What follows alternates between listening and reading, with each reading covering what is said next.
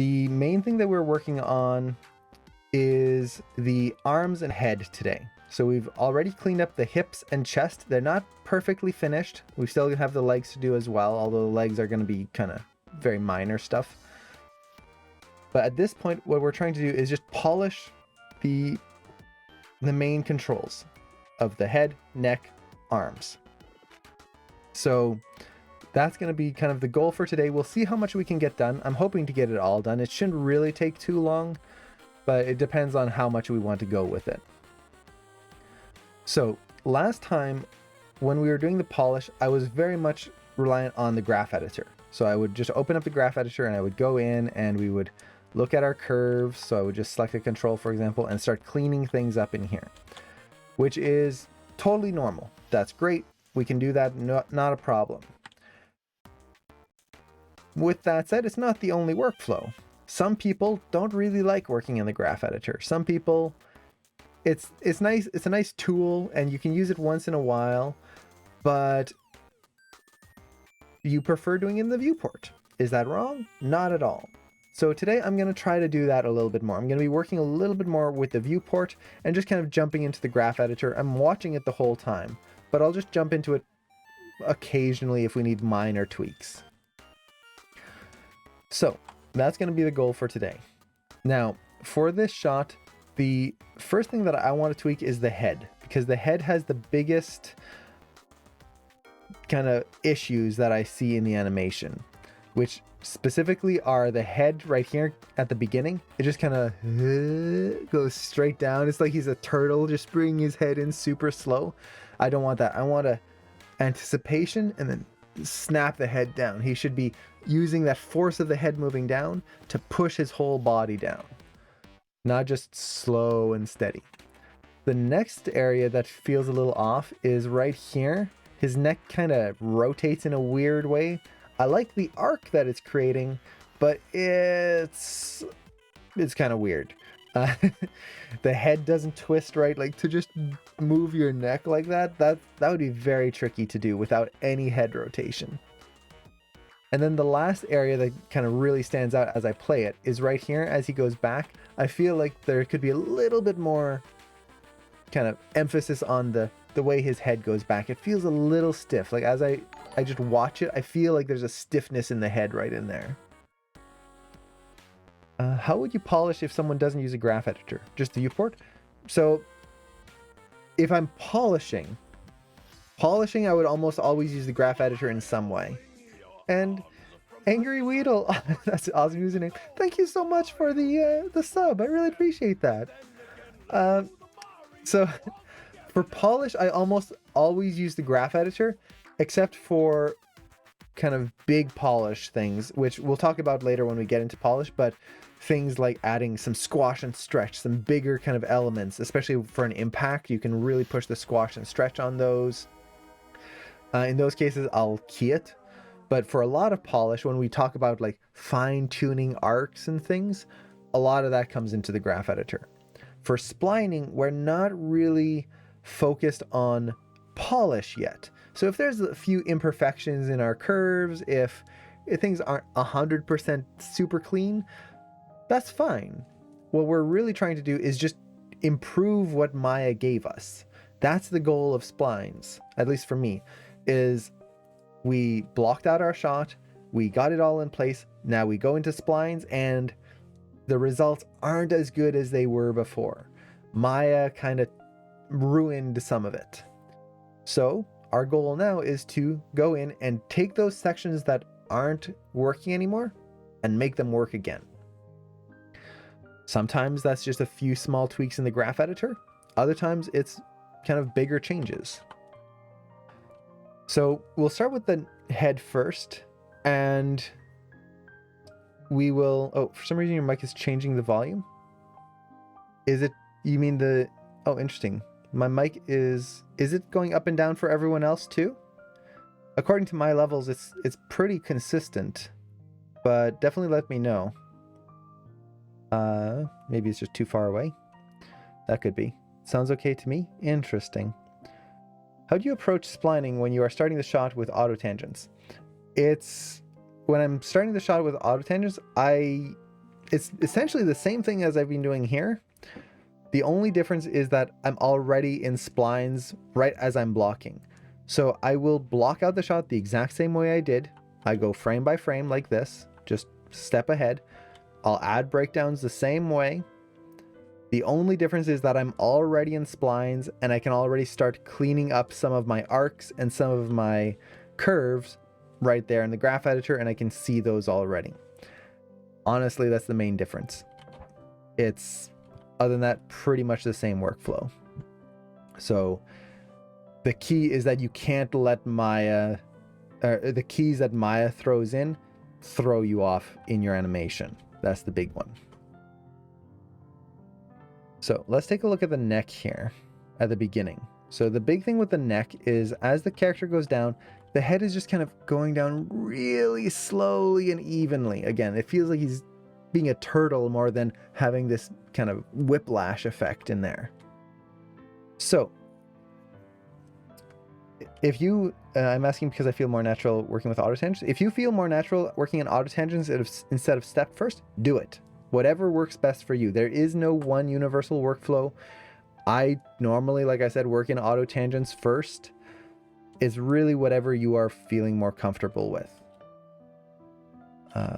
As long as you are making sure your poses read and you're following the animation principles, it'll work out in the end. Okay. So looking at the neck here, the big thing I'm noticing, and let me double check here. On this rig, there are two neck controls. There's this main neck control, that is the main motion of the neck, and this secondary neck control, which, yep, this is I typically consider this like a bend bow of the neck. So it allows us to kind of add extra bend in there, maybe kind of refine a curve of the neck a little bit more. But I don't animate this as a main neck control because our neck doesn't really bend there. Our neck bends from the lower neck, and it'll have some slight straightening and curving, but it doesn't really just bend halfway up there. That just kind of creates a broken feeling to the neck. And what it looks like is that I probably accidentally selected that control instead of this one as I was animating the neck on my first pass, and I added some keys on there. So this is a big thing to watch out for when you're blocking out your shot, when you're just keying your shot in general. There will be times when you accidentally key the wrong control. That happens. You might forget a spine control, you might set a key on, for example, right here on the wrong neck control, something like that'll happen. And what ends up happening is now we're running into counter animation. So to kind of show this here, what's happening is on this frame right there, you can see how one curve goes up, which is bringing the neck down, and one curve goes down, which is bringing the neck back. They're fighting against each other to find a middle ground. This is counter animation. Both of these controls fighting each other in order to create the pose in the middle. And this is a nightmare to clean up. If I don't do anything about this and I just start adjusting, for example, my neck curve here and try to clean that up, I'm gonna be in for a nightmare of just pain and suffering trying to clean that. So instead, I will, but what if I can't? Oh, if you can bend your neck in the middle there,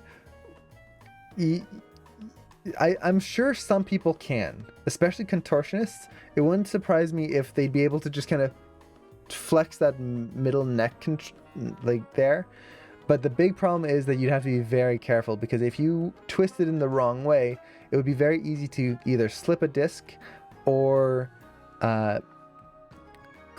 get a crick in your neck and potentially damage your spinal cord.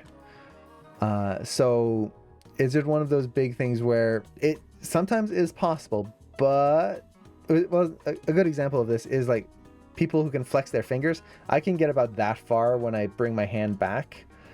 I know some people who can bring their fingers all the way back to touch the back of their hand. Now, a normal, I say normal, there's no real normal, but the average person can only go about this far, maybe a little bit more, a little less. But there are some people who can go even further. You see contortionists and they can bend in all of these really cool ways.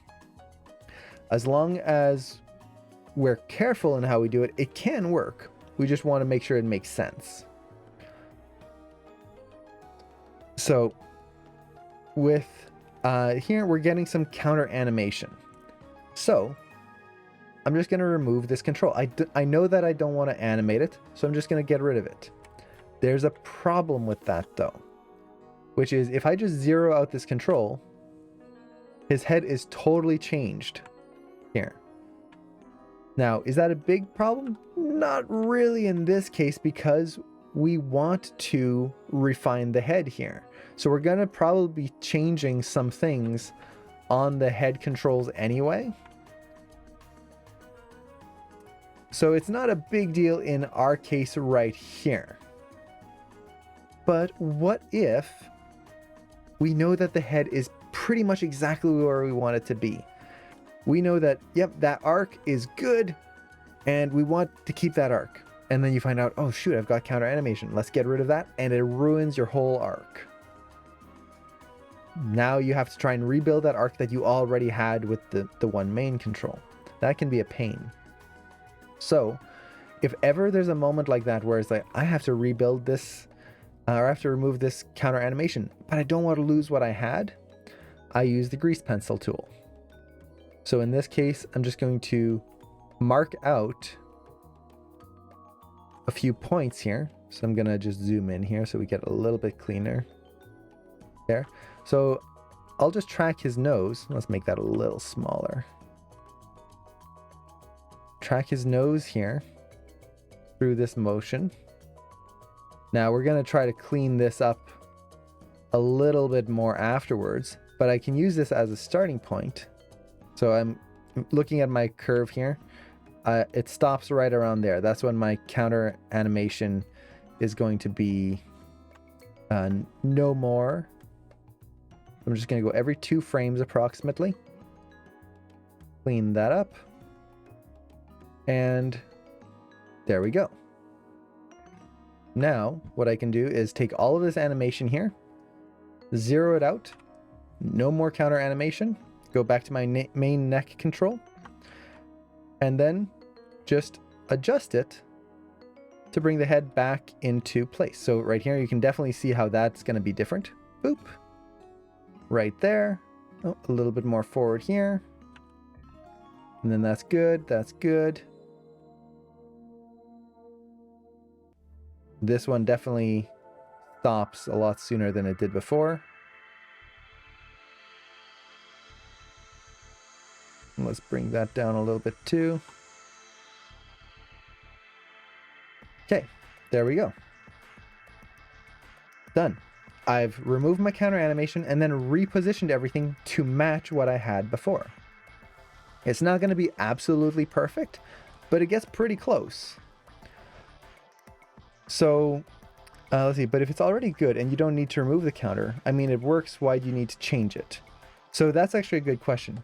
If it is perfectly polished and it's like, yep, it looks good, it looks great, then yeah, you don't need to worry about it. If you've got counter animation, but your shot is done, there's no reason you have to get rid of it at all. You can keep it. It's not going to hurt anything. The problem is, in this case, I know I had to change the neck. I was going to start making these big changes to the neck animation to try and push the overlap, try to avoid that kind of slow turtle feeling to the neck. And if I didn't get rid of the counter animation, any changes I do to that neck are going to be a nightmare because I'm going to be fighting 2 controls that are doing opposite things to each other. So it really depends on where you're at. If you've polished your shot and it's already done, well, keep it. No one's going to notice. No one's going to see your curves. As long as nothing's like looking weird in your shot, that's it. You're good. Move on. But if you do have to polish something, if you do have to refine it or tweak it, that counter animation is going to be a nightmare. So yeah, it really just depends on what stage you're at. So with that, let's get rid of this layer here. Don't need that anymore. And let's watch the neck. So what's happening here is the neck is doing a kind of weird little thing. First of all, it kind of goes forward right here at the beginning, which kind of feels weird because he's kind of bringing his body back. And it's weird that his neck would go forward and then back. So you can see here how his neck goes forward and then it kind of goes back a little bit. You can actually see that happening in the curve right there. And then it just slowly tilts forward. That doesn't feel right to me. So if he's doing this motion, as he comes up, his head might come down a little bit and then go down. So we can build this in a few different ways. We can anticipate, so he kind of brings his neck back and then down, or we can have him come up and the neck, you can see how my head kind of stays low and then jerks forward. One or the other. Right now we're having it go forward, back, and then forward, which doesn't really make sense. That would be a little bit of a pecking motion to the head. So let's clean that up. The other thing I want to do is I want to make sure that this forward motion here isn't just slow and steady. It should snap down, be a little bit more impactful. So at the beginning, let's fix that. Now, like I said, we could do this in the graph editor. So I could either come in here and build in an anticipation there. So now as he comes up, you can see how that head kind of stays in place. That's actually pretty good. So I could do it that way. Or I could come in here and just tweak my curves this way. So I want to kind of keep that head a little bit more still. And then here, let's really go down much faster. So we get that head going down. And actually, I think that might be a little too soon.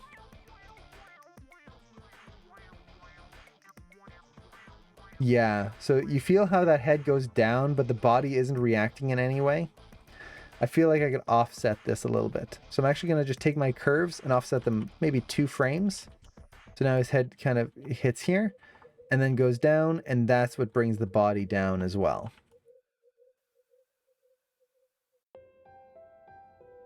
So it'll hold up here. I think I can maybe bring it back a little bit more. Kind of hold it stiff before it comes down. I'm only watching the neck, not the head, because the head arc is going to have to change the angle of the head. But he comes down, and then I can see in my graph editor, some weirdness is happening here. His head is hitting down, and then it changes direction right away. That really shouldn't happen. If he's hitting down with a lot of force, his head shouldn't really bounce like that. It might start reversing a little bit as it kind of reaches its maximum rotation and going back. But as the neck goes forward, there's a lot of weight that's getting moved with the head. So as the neck reaches its lowest point, the head will now start to drag down and pull the neck down even more. It's not going to bounce. That creates the feeling of someone's like karate chopping him into the neck, which just feels a little weird. So his head comes down, and then as he comes down, his neck will come back up. That's good. So as I do this motion, just act it out, my neck doesn't stay down. When I do this, my neck automatically wants to come up. So I'm going to try to time that here. Whereas his arms come down, his neck starts to come back up. So I think I need to delay it just a little bit more.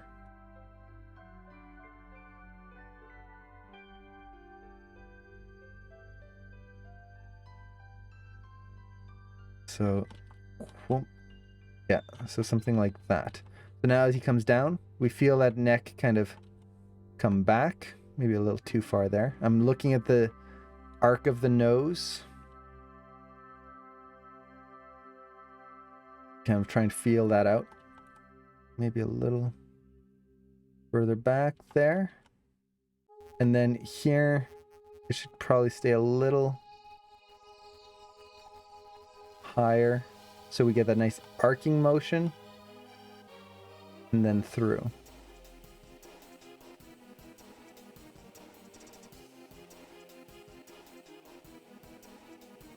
Okay.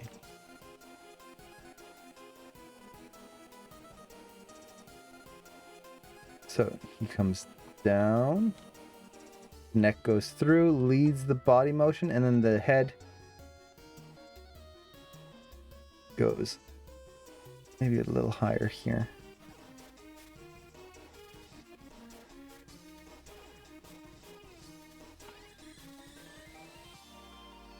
Up when he brings his head down, or sorry, his arms down, like that. Now I'm also getting a lot of rotate Z in here. So that's the side motion in there. Let's kind of clean that out because I'm noticing there's kind of this weird shift happening right here. Which the reason that's happening is to kind of clean up the silhouette of the neck here, but it's creating a weird arc with the nose. I'm just going to ease that out a little bit there. And then here, let's ease that out as well. So watch this, the arc of the nose. Okay, that feels pretty good.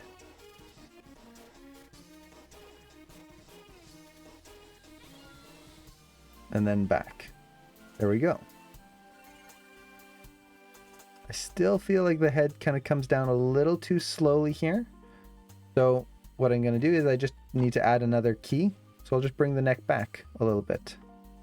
So now you can see in my graph editor how it's going to hold a little bit more. And then that motion here is going to be a little faster. Right through and down.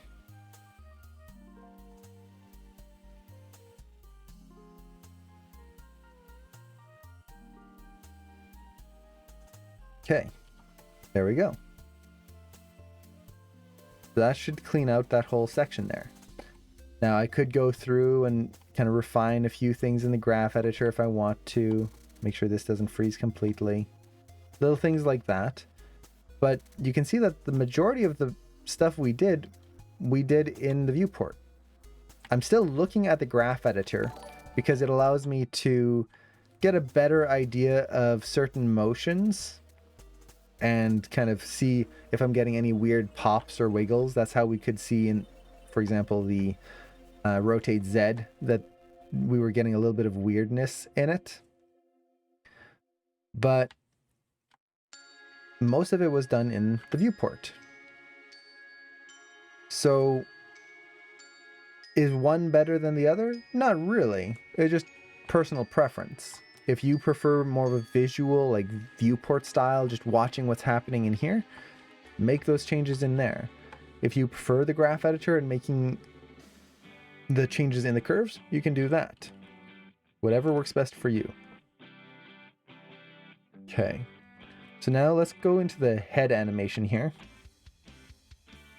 And there's a few things I want to double check. So first is going to be the rotations. So we've got the head rotating here. Now, when we first go into auto tangents, there is a very important thing that you should always double check. And this applies whether you're going into like from step mode into auto tangents or you're just working in auto tangents right away. That is your very first keys. Your very first keys when you're in auto tangents by default will always be flat. Flat tangent. So for example here, if I set this to auto key, you'll notice how it kind of eases out right there all the time. Every curve here is going to ease out. This is actually, that one's actually that one's not too bad, but this one really eases out there. By default, auto tangents kind of wants to try and ease things out right at the beginning. That's because of just the way the math will work. So one thing I always do when I'm dealing with auto tangents is just go to your very first key and just adjust the curve to what you want it to be. Otherwise, you're always going to get this weird, like everything will start slow and it gets really weird looking. And same thing with the ending. At the end, everything will ease in. You can see easing in, easing in, easing in. You want to change that. So for example, you could overshoot it, undershoot it. Just try to avoid everything easing in evenly, because that's just going to kill the very ending of your shot. Okay, so let's look at our head motion here. So the head comes through, comes up. I like that. I think I can maybe... I'm just kind of watching the arc of the nose. No, that's too much. I feel like there's something right here. I think I'm twisting the head in Y a little too much there. I think I can add a little bit more of a drag. So as the neck and body start to pitch forward, the tip of the nose is kind of dragging back.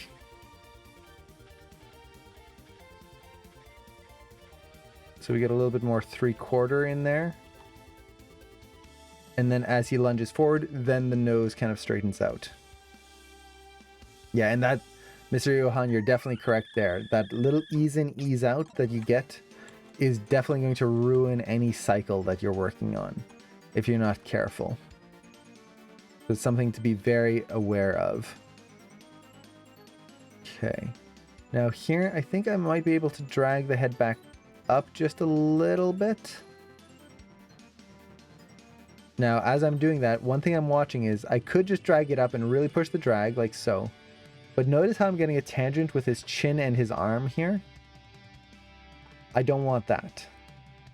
So I would much rather have his head just go a little further forward and get a nice clear silhouette of that chin than trying to fight a unpleasant silhouette.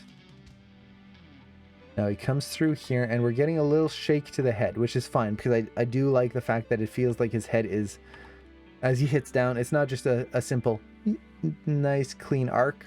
This is an area where I want to add dirt. So we talked about this yesterday. Dirt is just making sure that your animation isn't perfect. If everything feels like it's perfect all the time, it just kind of makes this shot boring. So like right here, I just want that little shake right in there. That roughness.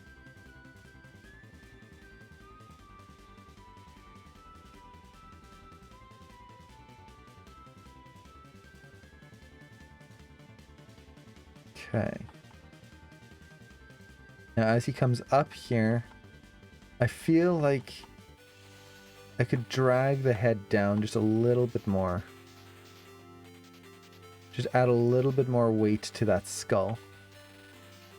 As he comes up, let the body kind of lead first. And then really let that head kind of throw back. Right through there.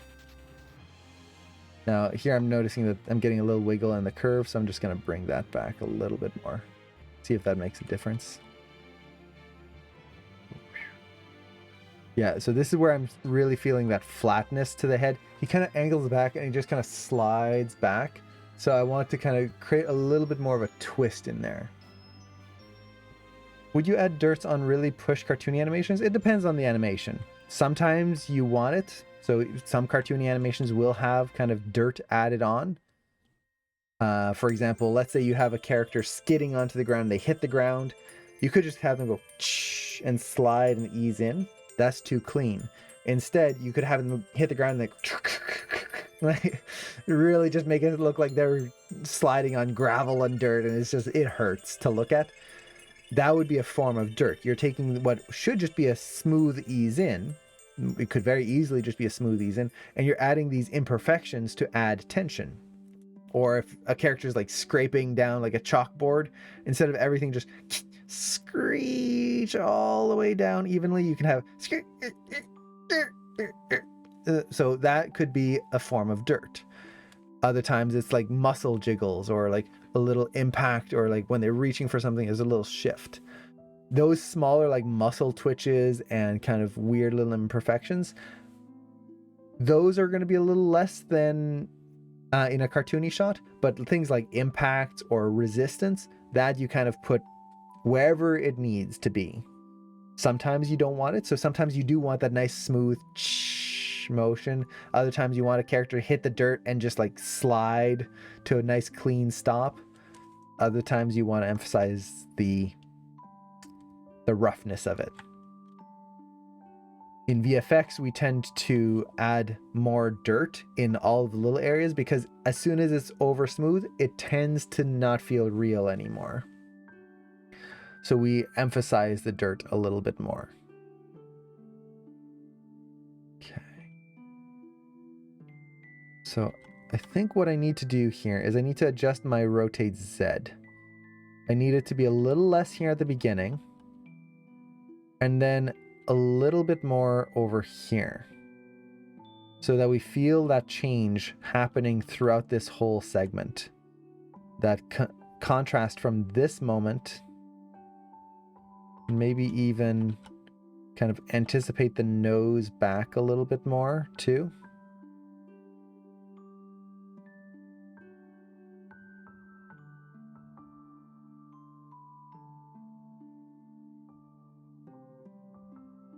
So as he comes up, the nose kind of arcs.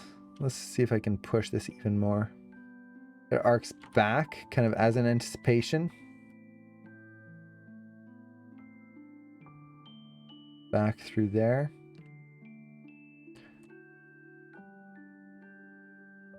And then over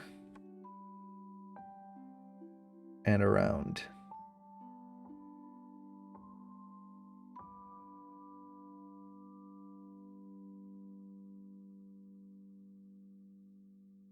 Okay.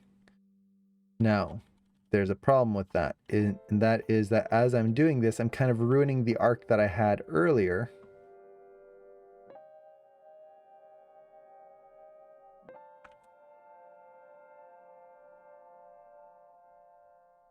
So twist his head back. I think this needs to ease a little bit more this way. Yeah, so see how his head now kind of bounces right here? I need to have him ease and then swing his head over. So go over and think of something heavy instead of just bounce. That's what's going to end up feeling, is his head's feeling like he's bouncing against an invisible wall and kind of, or like he's turning his head and smack the other way. I want it to turn and then spin back around, have some weight in there.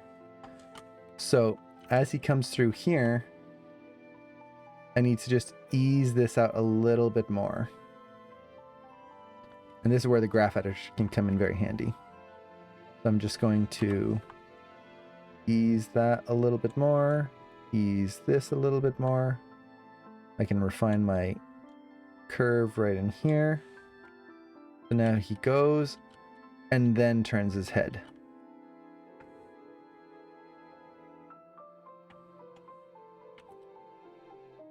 And then I think I can simplify this a little bit more.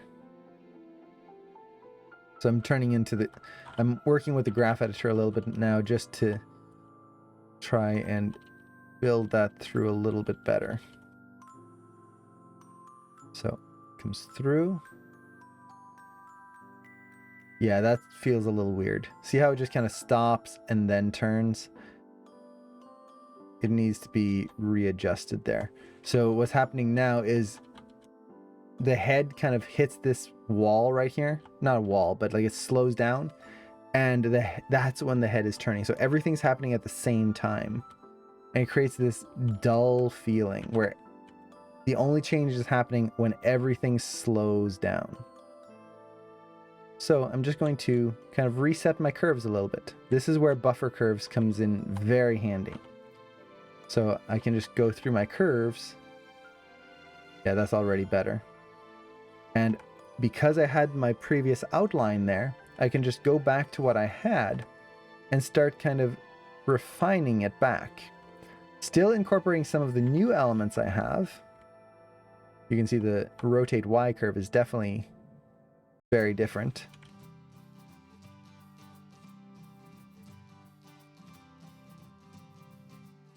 It's less wiggly.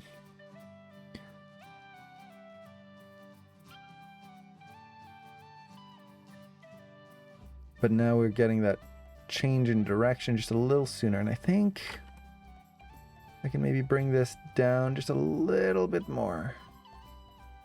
Just have it start a little sooner.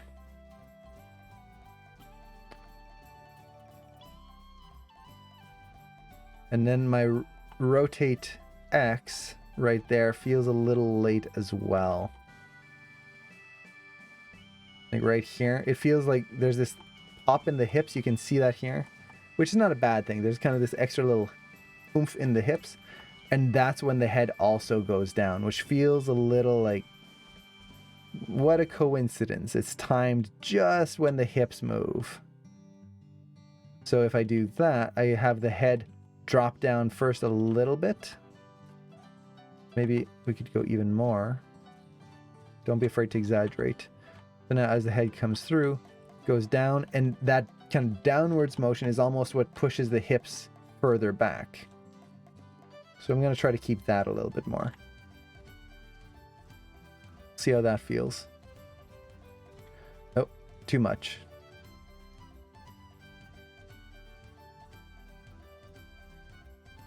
Yeah, now it looks like he's nodding a little bit, so we'll kind of tone that back down a little bit.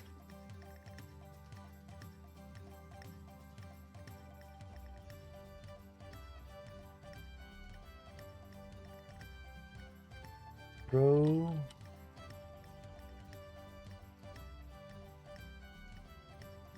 Kind of want to see if I can exaggerate the arc of the nose even more. I kind of want to see if I can get a figure 8 pattern in there. So have the nose kind of come through and then up and over.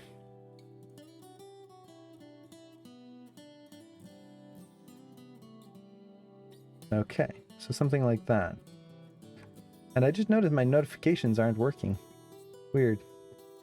Because Angry Weedle, I don't know if I got your subscription. I think I did. But thank you so much for subscribing. And then we've got a few new followers, but I don't think the notification came up. I'll have to double check that. Thank you for following, by the way. And Tara, thanks for the reminder.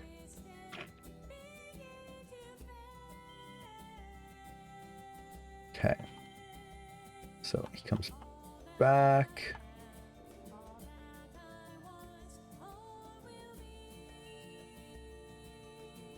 And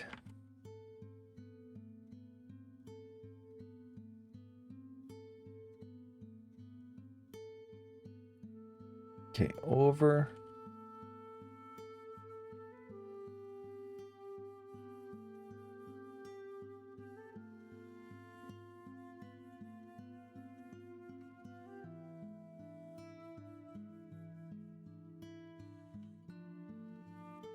Okay. I think that works a little bit better. It gets rid of that just evenness of the head there. I think there's going to be a little bit of a pop right here as he kind of moves his head. I can already feel like that if I watch the back of his head, it just kind of freezes in a weird way right here. So I think maybe I can just bring this back a little bit. So we just get a little bit more continued motion in there.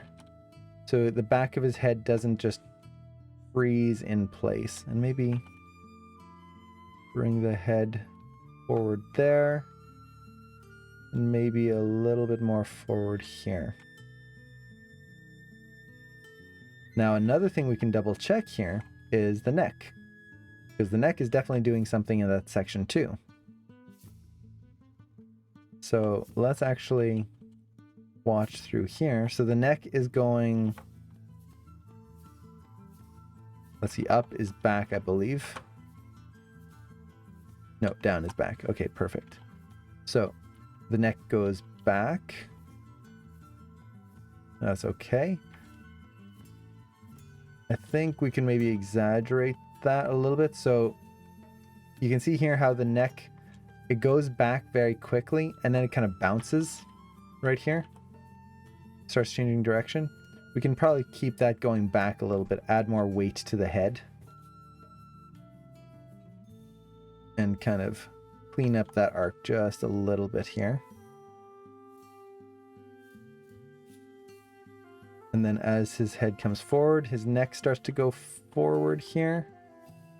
But it's very even and slow. And I kind of like it to kind of go down with the head here. So I'm going to find out where the head goes down, right around there. And see if we can just pull this back a little bit more. Just a little. So we get a little bit more of a fast motion there. And then, yeah, that's good. Now, same thing with the rotate Z, that's the side to side. Typically, we don't have too much rotate Z in our necks, but in this case, I exaggerated because I want to get better silhouettes and everything. So we're going to be going a little bit more than what should normally happen. Okay. Now it comes through. I'm using the graph editor here because this is very subtle stuff, so I want to make sure I get it as refined as possible. Got this little bump here, that should not happen. At least not at that moment.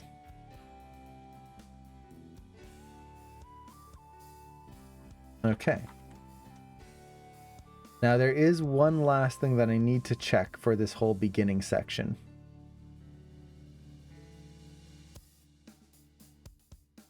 Yeah, it still feels a little like it's hitching right here.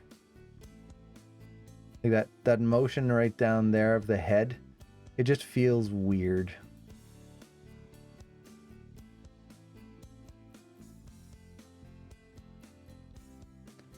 But I don't want to make any big choices until I have a play blast. This is one of the important things, is I've made a lot of changes in here, and I could like go, that feels a little weird, let's keep tweaking it.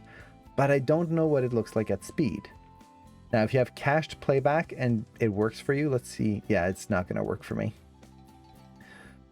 If you have cached playback, you could use that. That'll give you a better idea. In my case, since it's not working, I need to wait until I do a play blast. If I make a choice now, I could be going down the entirely wrong route. So I'd be very careful of that.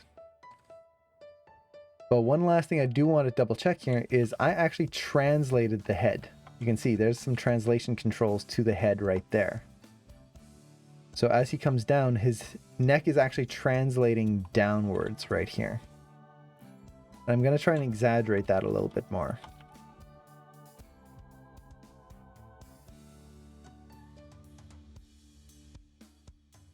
Just smooth out these curves. Let's kind of add some shake in here. So I could take the head and maybe move it back down a little bit. Right there. So it kind of adds to the vibration of the head. We get that little stagger upwards. Here. Let's just clean that up so our nose arc stays nice and clean. And then here, it feels odd that this would be slowing down so much, so I'm going to ease that out. It's very small changes, but essentially what I want to do is I want to make sure that my curves are not freezing in weird ways and causing arc issues on the nose. Okay. So we've got that. And then the head goes forward. And our next area that we really wanted to look at was right here, as the head comes back and through. But we can kind of work our way forward because I'm definitely noticing some weirdness here. So his neck comes down. This is okay. But then here, I should probably just clean this up, because his head's kind of coming down and it's not bouncing up and down for any reason. So there's no reason why that curve should be so messy.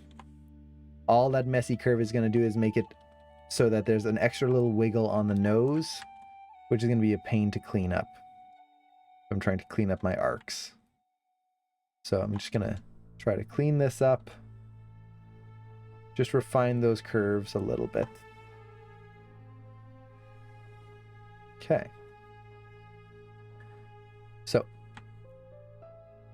let's take a look at the neck control first. Make sure this is making sense. So he comes through, down. This downwards motion is still bugging me. The big thing that's bugging me is see how straight the nose goes screen right all this way. Yeah, that's it. That's what's happening. So watch the nose arc. We'll draw it out. It's always good to draw out your arcs. So let's make a new layer here. So, dupe. I'm gonna go every 2 frames. And right there, this is the problem.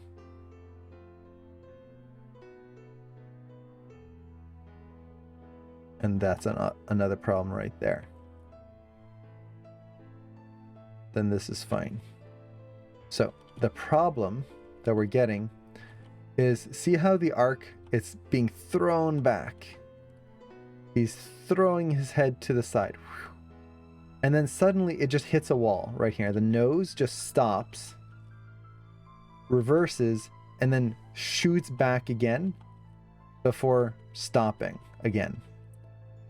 And that just kind of feels weird. It creates this weird pause for the head to just keep moving like it was before right here. So I'm gonna have to clean that up. And this is a good thing to double check. I have my previous play blast. Let's see what the nose did here. Similar, but you can see how it doesn't slow down as much.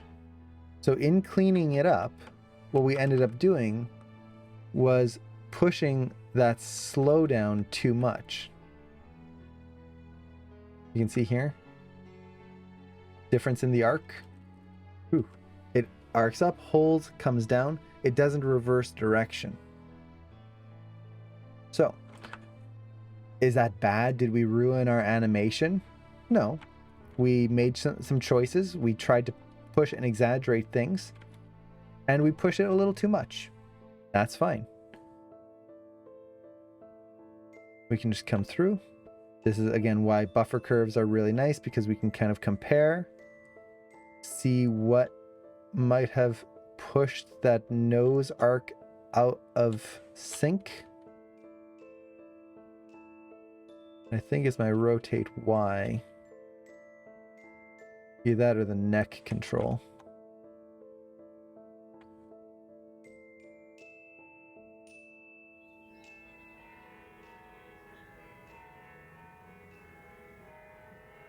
No, the neck shouldn't be too much of an issue here. Okay. So, essentially what I need to do is just go through and figure out where I want to put that arc. So in this case, let's bring that head back a little bit.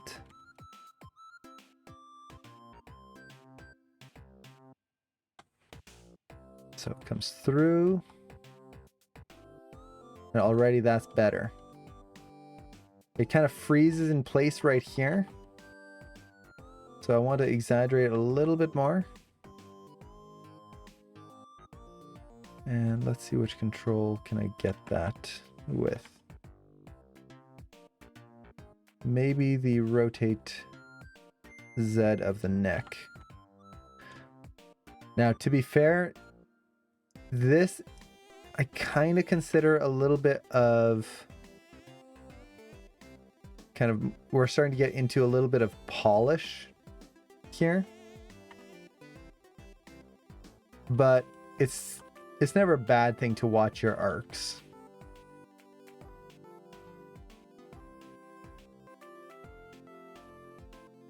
The other thing that might be throwing us off is the hips. If you actually watch the hips, there's kind of a weird speed up right there, which we can actually see right here. It slows down and speeds up. If we actually pull this back, that should fix our nose arc as well.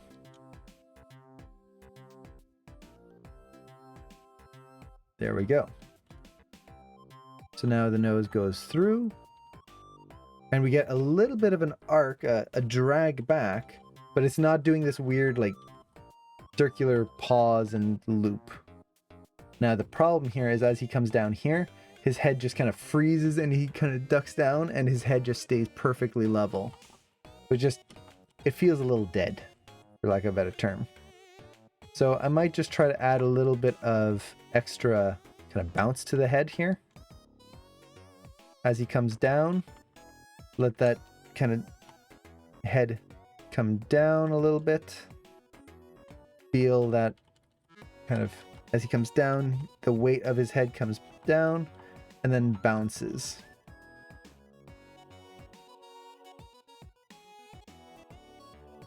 And I might try to offset this like 1 frame.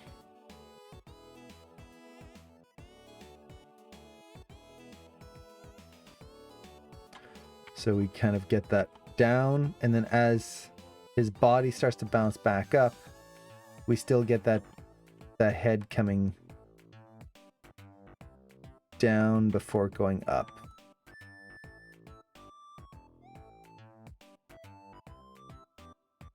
Very slightly.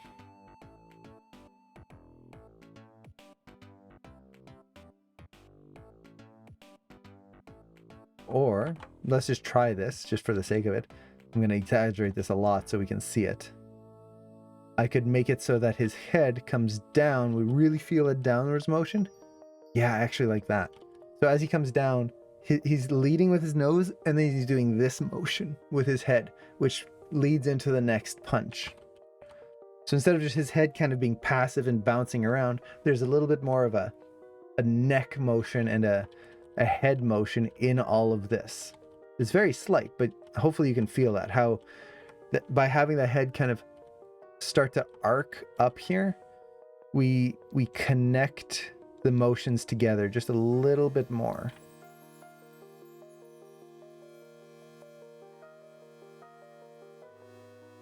So now suddenly that head, instead of just kind of what was happening before, it plateaus and then it just kind of went down on its own, we get this extra little bit of twist. It comes up, anticipates before the neck swoops down and then up again. These motions are becoming conscious motions versus just the character sliding around. I hope that all makes sense. A lot of times when I talk about stuff like this, it kind of feels like it's so vague. I know what I want to say in my head, but to try and explain in words, it's like, I hope it's making sense and it doesn't just sound like gibberish.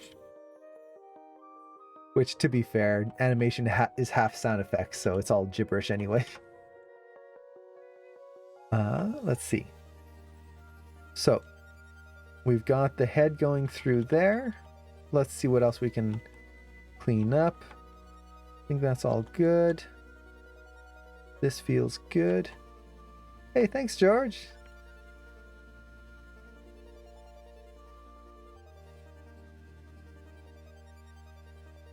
I'm just going to clean up that. Or Jorge? I always forget. I know some people where it's pronounced George, other people who it's pronounced Jorge. So I apologize if I mispronounced your name. Okay. Now here, so this was where we were starting to get that kind of weirdness. We've got that big, deep arc that definitely is not right, but we're also getting a kind of pop back right here. So with that punch, right there, there's a kind of a pop in the head, which is not necessarily a bad thing, because it creates that feeling that the punch and the neck motion are connected. With that said, though, I wonder if I can offset it ever so slightly. No, not with the neck. It's going to be with the body. So I'm looking at my controls for the neck and the head, and there's nothing that indicate kind of a pop in there. So that essentially means that the motion that I'm seeing is coming from the body instead. That's totally fine. I can always clean that up later. So let's go through this. Okay, that feels better. Very small changes. So here, look at this curve right there. See how linear that is? That definitely feels weird. So let's play through. So his head comes up, and then we get this kind of weird bounce right here, where his head comes back and it just kind of goes at an angle right away. I want to see if maybe I can round that out. So maybe, let's see how yeah, that's going to do it. So as he comes through, I'm going to try and arc the head around here and then through. So kind of exaggerate that motion there. And then what that's going to do is two things. One, it breaks up the rotation. So what was happening before was that he would rotate his head down very quickly and then over on the very same frame. So it just goes perfectly diagonally. Now what's going to happen is that his head goes down, then the rotation happens. Now the key here is I don't want it to feel like two separate motions. So I don't want it to feel like he's just going, that's going to make it feel robotic. I want down and then over, but still going down. I want to overlap those actions. And this is definitely weird there. There should not be a bounce to his rotate Z right there. Okay. Yeah, that rotate X is too much here. Yeah, that's better.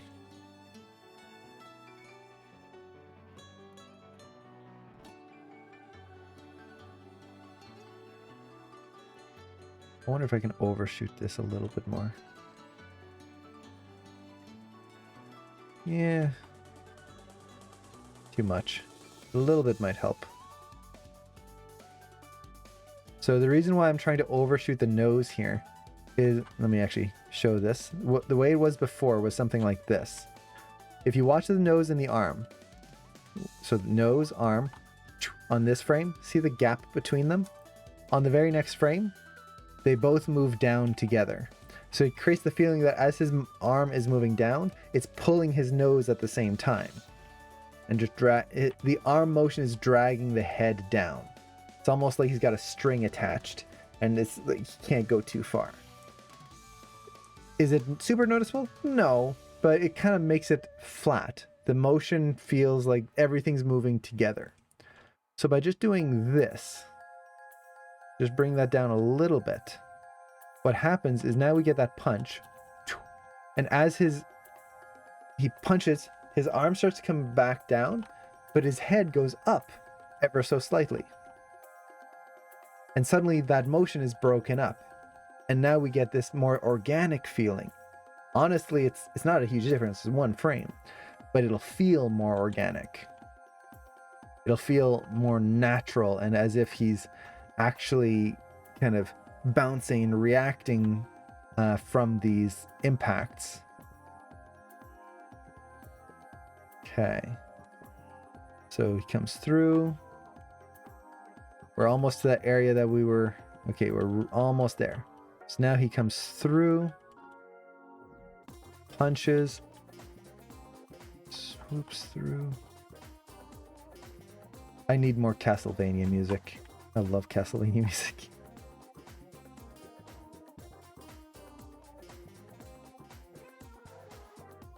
I think I can simplify my arcs here. It's just... There's no reason why his head would start to tilt the other way like I had there. Okay. I feel like this could be more interesting right here. So let's just do a different way of cleaning this up. Or kind of trying to find visual interest. So what I'm going to do is I'm just going to track the nose. And you'll notice that I use the grease pencil tool for this. I actually prefer the grease pencil tool over actual like arc tracking software. So I've got AnimBot that has good arc tracker. Maya has the editable motion trails, which will track an arc. Those are all great. Like there's nothing, oops, and I'm tracking the wrong screen here. I need to track over here. Got distracted. So those are great tools. But the problem is that they auto update. Which means that as you're looking at this arc, let's zoom in here. If I was to take the tip of his nose and use the editable motion trails here.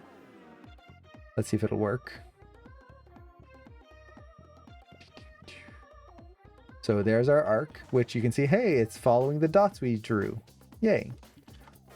But now if I tweak something, so let's take our rotate Y, and I'm just going to, let's crank it over. And let's go this way. You'll notice that automatically the whole curve updates. So we get that, which is nice because you can see that visual like confirmation that your curves are looking better. And I can see I've got a little bit too much of a point right there, so I'm gonna have to change that. But the problem is I can't see where I was, and I can also lose track of what I'm trying to get. What am I trying to achieve here? So by using something like a grease pencil, what I can do here is, okay, I've got my arc, and I'll just go through, and we've got our blue dots here kind of showing what we had. I'm just going to change the color, and I want to ease this out. So I want that to be over here, and then maybe over there, and then over there. So we start to round out that arc, and I'm just kind of trying to think of my spacing. Where do I want to ease in, ease out, all of that good stuff, just by looking at the dots. And then I can just take the head, boop, boop. That's good. There we go. Done. So not only was I able to track the arc, which I did before, but then instead of having to try and fight my curves and try to make it work and automatically having update and go, wait, which curve did I really want? Is it better? Is it worse? I know exactly what my curve used to look like and the curve that I want. And I can very quickly refine this in a way that just makes it a lot easier. So it's something I recommend.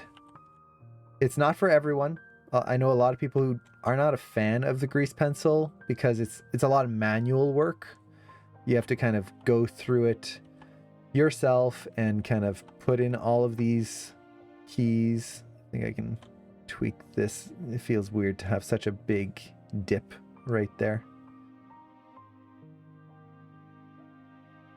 It is a lot of manual work, but it does make things a lot kind of simpler in a lot of ways. Let's see. Oh, I really want to add that weight in there, so.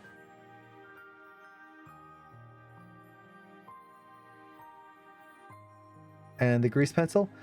No, grease pencil is built into Maya. So it's actually right here in the viewport, this little pencil icon. Although I use the blue pencil plugin. The blue pencil plugin is, I forget how much it is. It's not super expensive, but it adds layers and it's just much more robust for Maya. Blender has a great grease pencil built in, so you can just kind of use that. If you do start using the grease pencil more and it becomes kind of a tool that you really enjoy, I highly recommend investing in blue pencil. It's worth the money.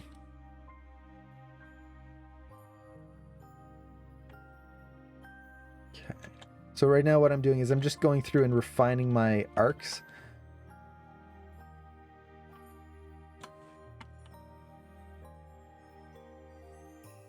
just kind of pushing it a little bit more, making sure I didn't build in any weird pops or wiggles when I kind of put everything back into place there. I just bring that back up a little bit there. Okay, so let's see how that feels. Yeah, that's better. So we're getting a little bit more of an S into that arc now. I kind of feel like I can drag the head back a little bit more. So I'm looking at the cranium, the top of the head, and I really want to make it feel like that part is dragging back. Okay. So, and Cobra, hello! How's it going? Not a fan of the grease pencil because it tends to bug out if the texture node decides not to work. Yeah. My grease pencil tool in Maya, I cannot use, unfortunately. So I love the grease pencil tool. I cannot use Maya's default because it will literally just crash Maya. So yeah, it's a real, as much as I love the idea of the grease pencil and using the grease pencil, Maya's grease pencil is not the best. It is one of my kind of, if there was one feature that I wish Maya would really update and make better, is the grease pencil.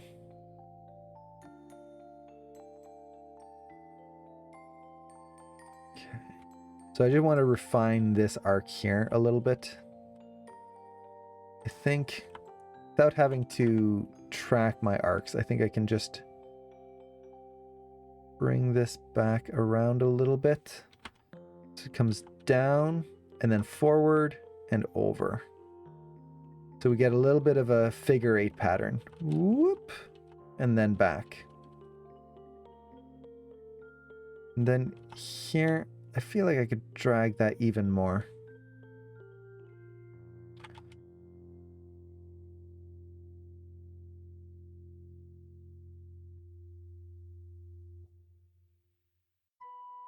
Yeah, that's better. And then let's just kind of bring that up there. And then he kind of feels like his head is bouncing back here. So I'm just going to overshoot the rotate Y a little bit.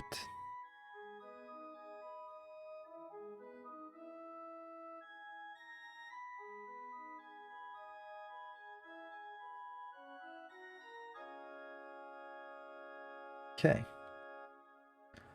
So we'll hopefully get that working. I'm seeing this weird curve right here, so I'm just gonna investigate that.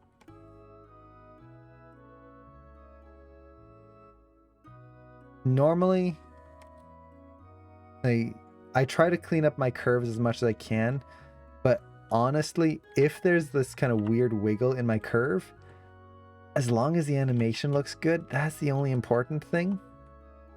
So like I'll investigate it, try to make sure that it makes sense. But worst case scenario, it's not a big deal. So here I'm noticing the nose is plateauing right there. So it kind of feels like his nose hits a table. So I'm just going to ease that a little bit there.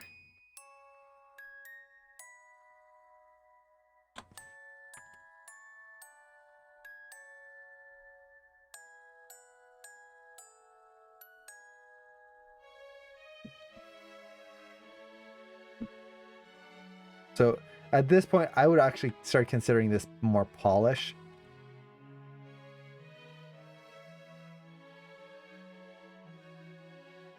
But that's fine. Oh, take care, Mr. Johan. Thank you so much for hanging out and watching. Hopefully it was helpful.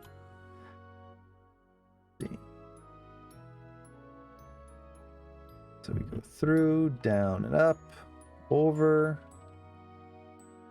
Okay, I think that head turn might be a little fast. I think I over cranked the rotate Y a little bit.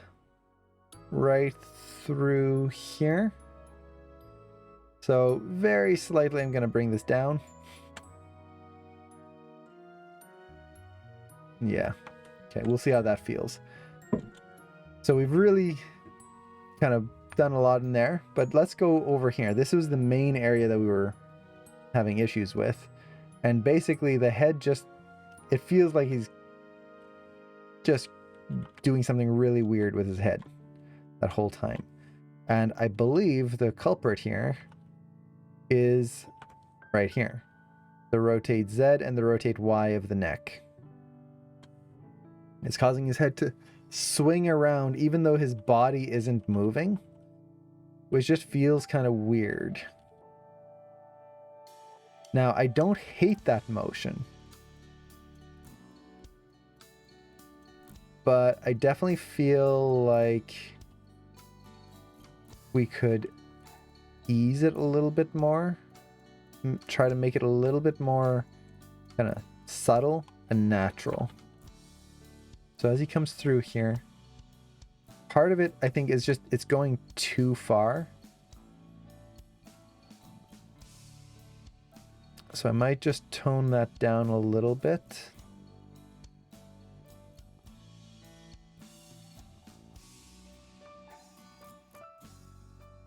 And then the other part is that the head doesn't really react to it. So his neck's doing this big motion, but the angle of his head doesn't change.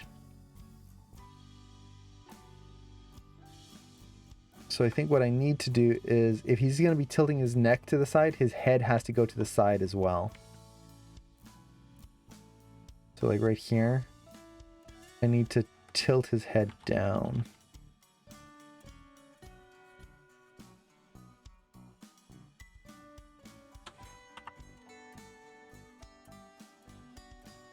Yeah, already that helps a lot. So now we get a little bit of weight in the head there.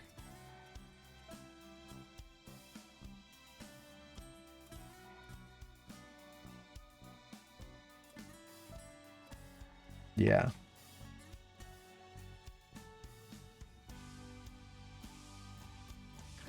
And then right here we're getting a weird arc. So let's track our arc again.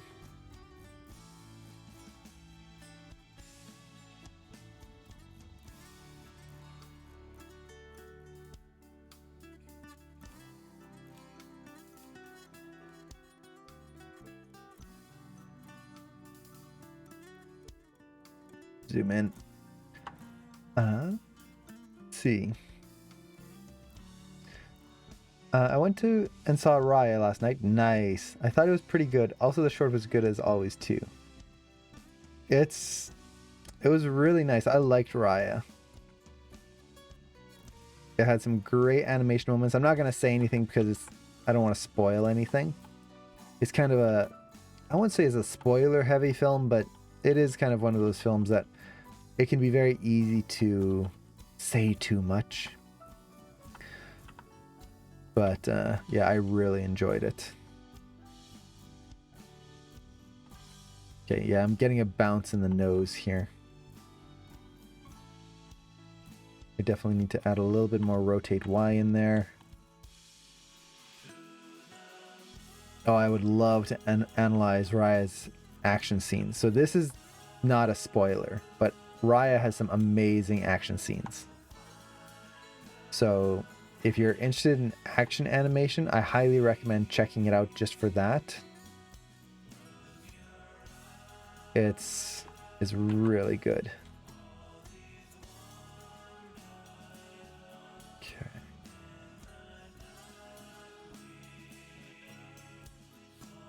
So what I'm trying to do here is the neck is kind of causing a little bit of a hitch in the nose right there. So I'm just trying to bring the neck back in a way that smooths that out.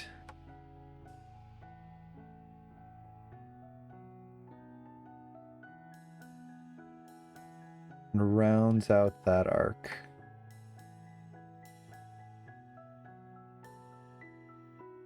So we come through, down, and we kind of keep the head going back a little bit before going forward.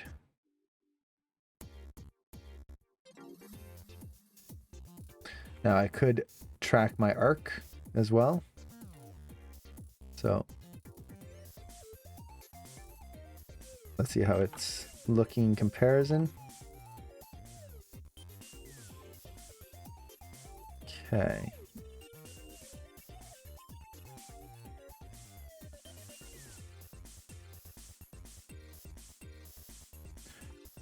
Through.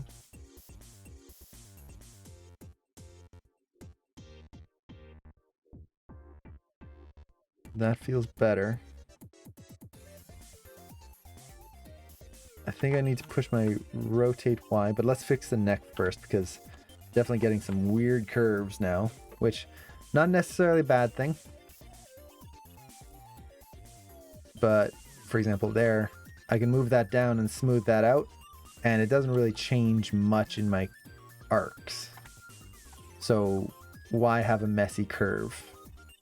It's not necessarily a bad thing, but if it's not adding to my animation, all it's doing is creating some weirdness.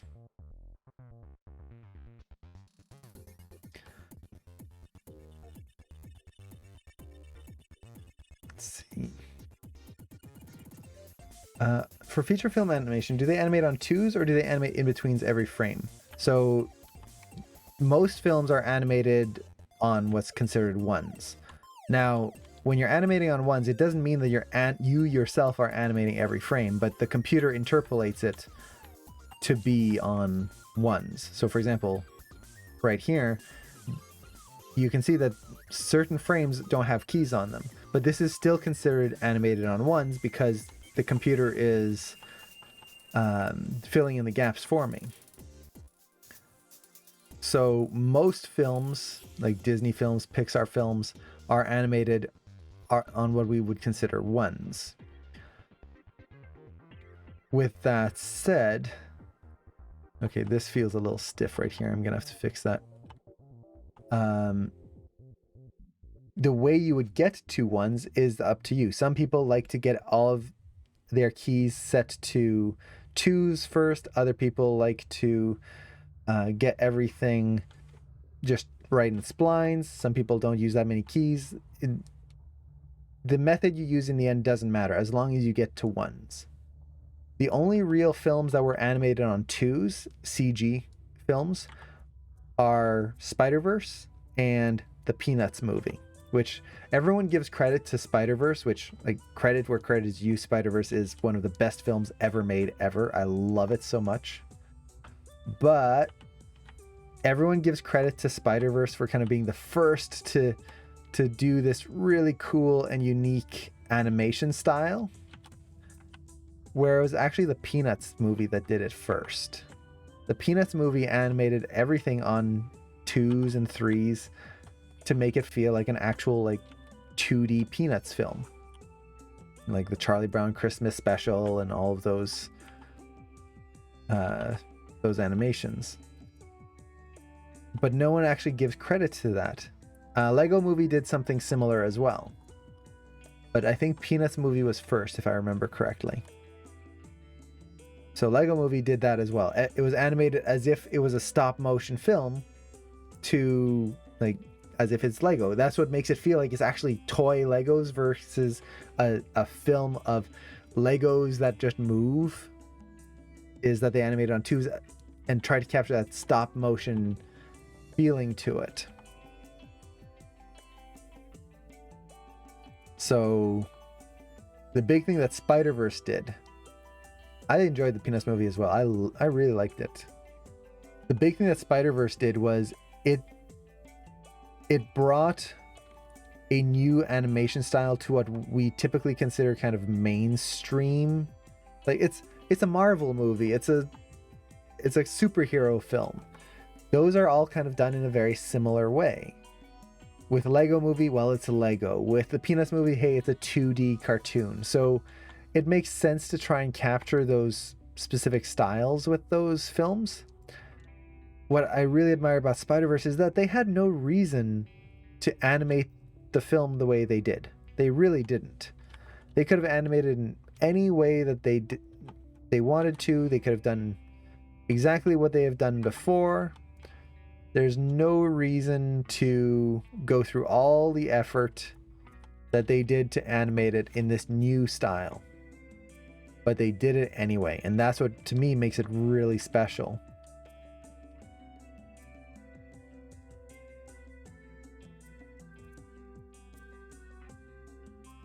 Okay, as he comes forward here, I feel like I need a little bit more rotate Y. Kind of drag the head back a little bit more.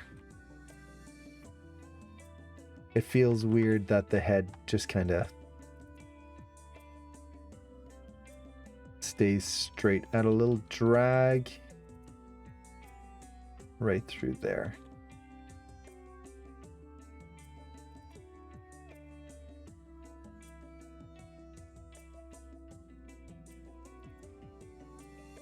Okay, too much drag. The reason I feel like it's too much drag was that the nose was starting to counter the forward motion of the scene.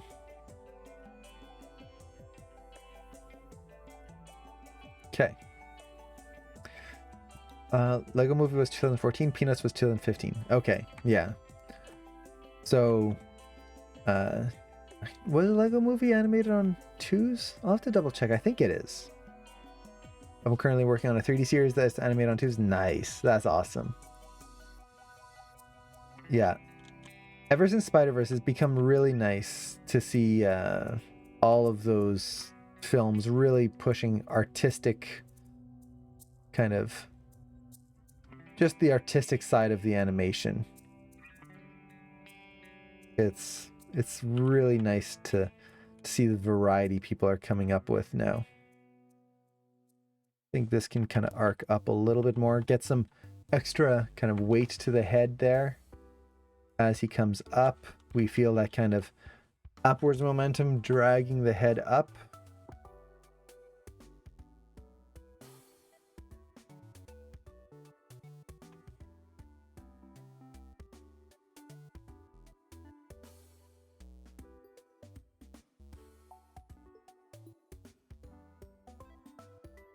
So just pushing that arc.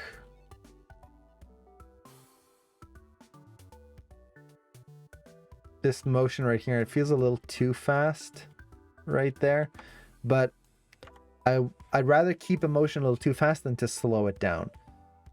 If I slow everything down, what's going to end up happening is the whole shot is going to feel very even and boring. So I'd rather keep it too fast and then play blast, and oh, if it was too fast, I can slow it down, versus my automatic reaction is, oh, it's too fast, let's slow it down right away. Because what that ends up doing is normalizing everything and gets very boring very quickly. Okay. Okay, I'm getting a little bit of a neck wiggle right in here. Not a bad thing. But as I play through it, it's like right here. The neck kind of, if I look at the nose specifically, whoop, as it comes down, let's once again track our arcs. Boop, boop. Comes through. This is fine, it bounces, this is good. And then right here, see how it just kind of becomes linear right there? Like this whole range from here to here just flattens out and dies. So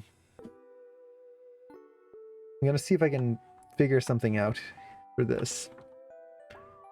So he comes down, neck leads, his head bounces, that's good. And we're going to be arcing screen right. So it would be cool maybe to add in a little anticipation. just a little bit. So instead of just going straight up, the nose kind of arcs back the other way. So bounce, start to turn.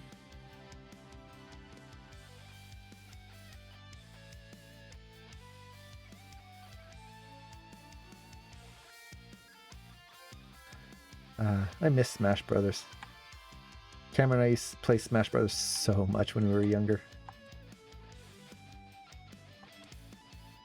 Way too many hours, but it was so much fun, especially Melee. Yeah, that's better. So you can see how now there's just a little bit of an arc to that nose there. A little bit more. It's not much, but hopefully that'll kind of keep it from feeling flat and dead.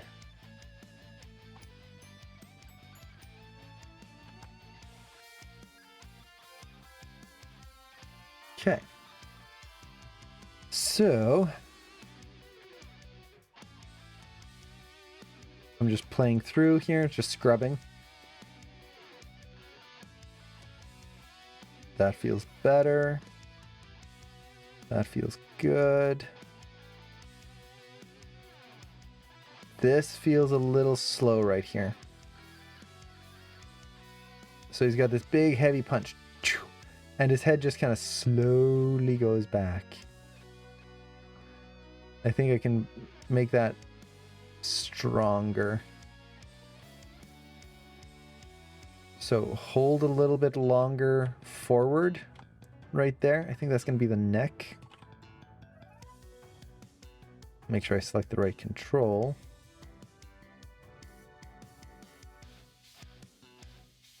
Yeah. So right here, the neck kind of starts to come back too quickly. I think the neck can stay forward. And then we get that big pop back there.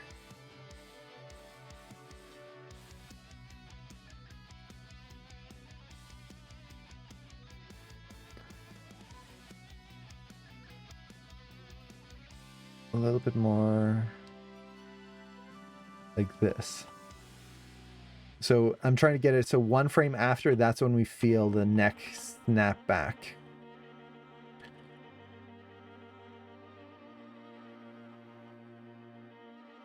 Yeah, so it makes it a little bit more violent.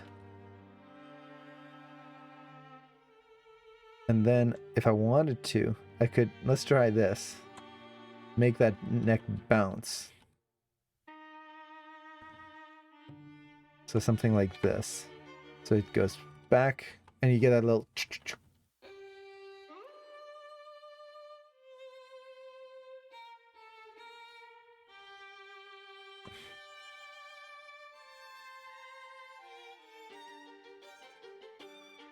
And let's try to ease this out here. Kind of feels weird that the neck would bounce around like it is.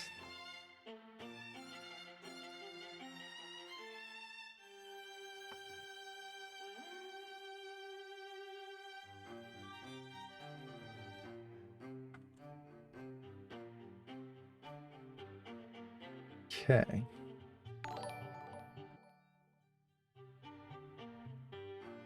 Let's see how that feels. Might be a little weird. But should hopefully make it a little bit more interesting.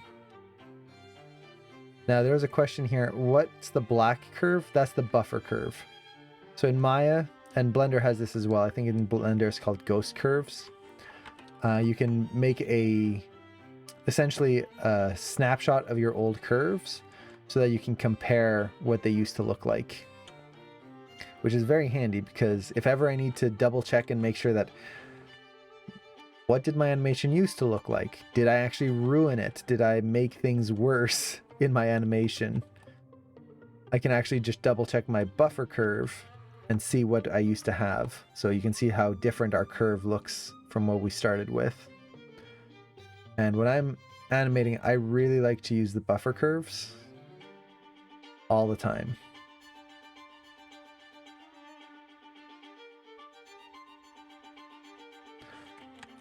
Just because it kind of gives this nice little backup just in case something goes wrong.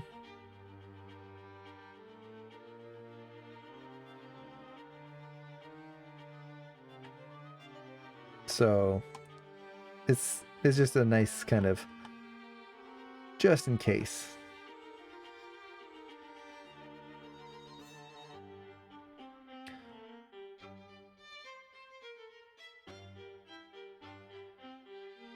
Okay.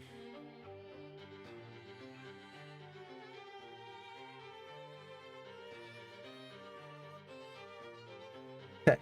So let's see how this looks. We only did the head so far. Oops. So, there we go. So we've only done the head so far. But at this point, all we should have to do is any little small tweaks and polish elements to the head. Everything else should be pretty much done. So let's save that. Play blast. Now it might not be perfect. This is the big thing with this is we did a lot of tweaks and some of them might be bad. Honestly, like it's not just a one, like it's always getting better, better, better.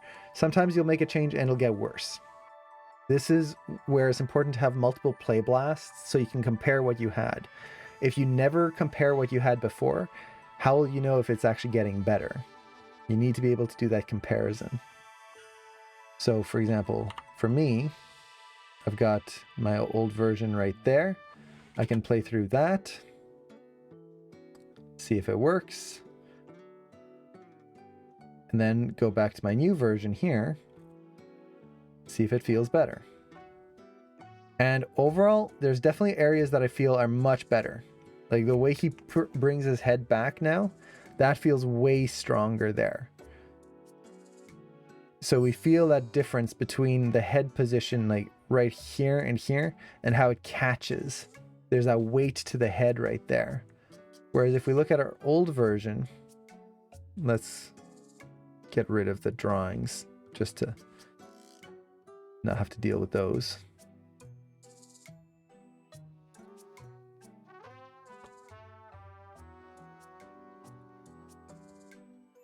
Okay. So if we look at the head here, it goes back and it starts to turn too soon, which just makes it feel very light. And not just that, from kind of frame 23 to about like 28-ish, it doesn't really feel like there's any weight to the head. It just kind of hits this pose and it's almost like he's being dragged away. So I didn't really like that. Now I feel like that moment has a lot more weight to it. One area I feel I didn't get quite right is right here. I pushed that arc of the head here, so the arc of the nose is going this way, is too much. Like between the arc down and then the arc up, it's killing that motion. And the reason for that is that the head is going down this way. You get a little shake at the bottom and then it goes up the same way. And because of that, we're getting this kind of boring, repetitive feeling. So I would want it to go down, kind of bounce, and then probably up and around this way. That'll keep the momentum going.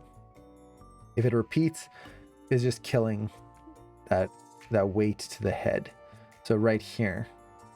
Also, the other thing that's happening is the head is twisting in rotate Z here, which if you hit your head this way and you put your head at an angle, there's a lot of weight here. There's a lot of weight in the cranium.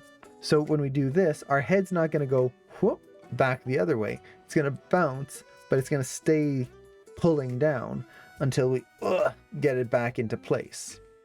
So by having the head twist back here so soon, I'm losing a lot of the weight from the head. So that's an area I need to tweak. I also feel like the neck in that area feels like it moves too much. Like right in here-ish, there's too much neck. Too much neck. So I want to keep the neck a little bit more still. And Tara, take care. Thanks for the reminders. So we'll fix that. That pull there is good. Now, as he comes through here, there's something a little off here.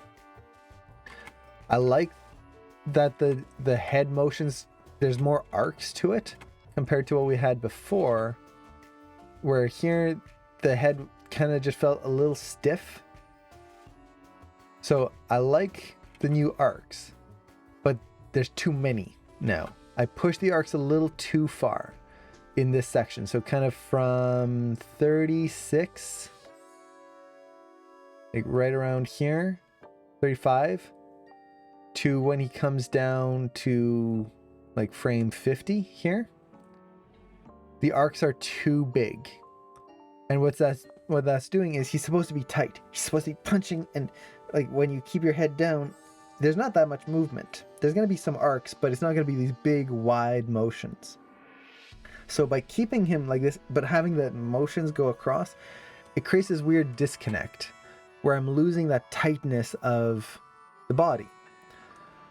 So I just need to tone that down. Kind of get back a little bit of what I had before while keeping the arcs that I've built. So getting a mixture. So again, this is why I like to always have comparisons, because I can go, okay, did I like the previous version? Yeah, it needs work, but I liked it. Do I like this version? Yeah, but I'm losing something that I had in the original. So I can easily compare, make that kind of decision. And then because I have buffer curves turned on, let's actually go into this section here. Because as he comes down, right through here, so right around frame 70 in this case, I can essentially take my head control, look at my rotations, and see what I had before. And I can just kind of try to bring things back down to what I had. So it allows me to very quickly kind of see what went wrong. Now here, this is fine. So it happens right around here. So I can see that the neck control doesn't really do too much. There's the biggest change is right here, which was just kind of pushing that forward motion there. I think I can tweak that a little bit, smooth that out.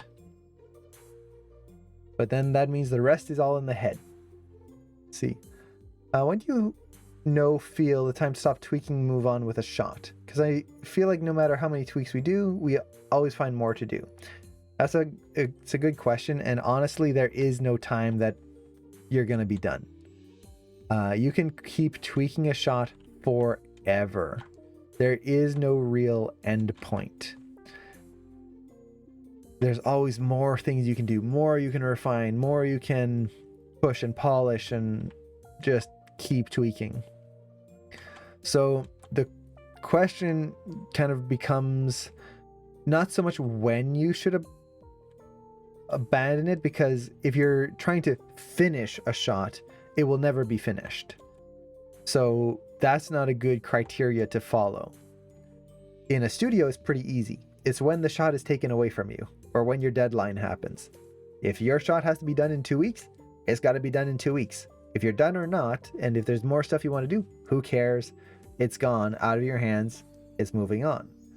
So when you're in a production environment, it's kind of easy. You have these like milestones that you have to get everything done by this point. If you don't, it moves on anyway. When it comes to your own shots, this is where it becomes trickier, because you don't really have a deadline. You could keep working on one shot forever and just keep going with it. So when do you call it done? Well, for me, it's usually setting up my own criteria for it. So for example, what's the purpose of the shot? If it's a shot that's just there to help you learn something, So maybe you want to improve your acting, you want to improve your mechanics of some sort. You can use that as a guide. So you're, instead of wondering like when you should finish a shot, it's more of how to phrase this. It's more, are you still going to learn anything if you keep pushing this? So let's say you're trying to learn body mechanics and you start getting into that polishy, nitpicky phase of just like doing small little offsets in the fingers and stuff. Is that helping you to learn body mechanics? If the whole point of the shot was just to learn body mechanics, it's not going to be a demo reel piece. It's just a learning experience. Why put so much work into the body mechanics? Why put so much work into the polish if it was just for body mechanics? So you're not learning what the point of the shot was anymore, so you can kind of pull back and call it done. If the whole point is to learn about polish, then you want to keep polishing until, once again, you reach that point where, am I learning anything new? Am I just fiddling around with a shot? Is anything actually like, am I as an animator getting better at any of this? Or learning anything new from it? If no, move on. So the next element is, if it's for a demo reel piece, has your shot gotten better than your other shots? So if you're working on a demo reel piece and you make a shot, but it's not as good as your other shots that you had previously, that means that you should probably keep working on it until it's better, or maybe even rework it. If it's not as good as your previous shots, it shouldn't go on your reel.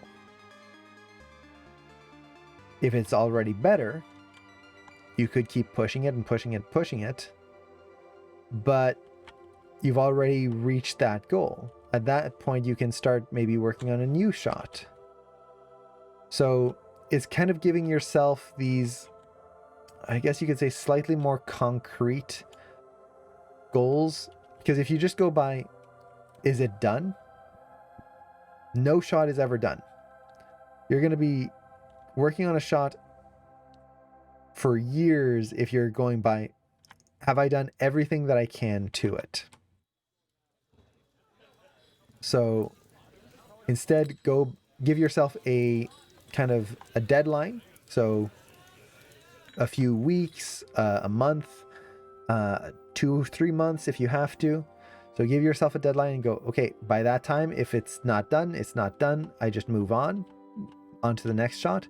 Or give yourself like a very specific goal of, what do I want to accomplish with this shot? So hopefully that makes sense.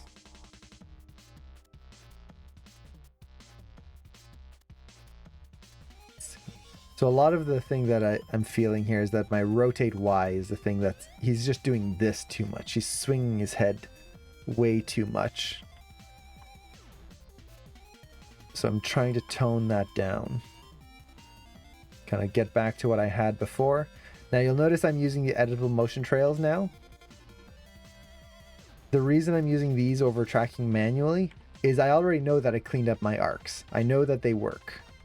So at this point, what I'm trying to do is I'm just trying to take that arc and like simplify it, smooth it down, soften it a little bit, make it less.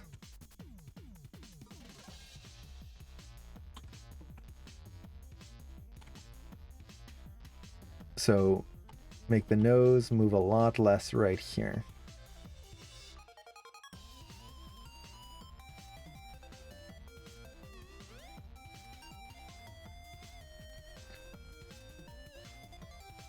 Now here, that arc definitely needs to be pushed a little bit. See how the nose just kind of plateaus there? I like that little bounce that I added here, but if it's taking away from the momentum. I definitely want to change that. And Katie, hey, thank you so much for the sub. That's awesome. Thank you so much. I really appreciate that. I love that song. I don't know why I love it so much.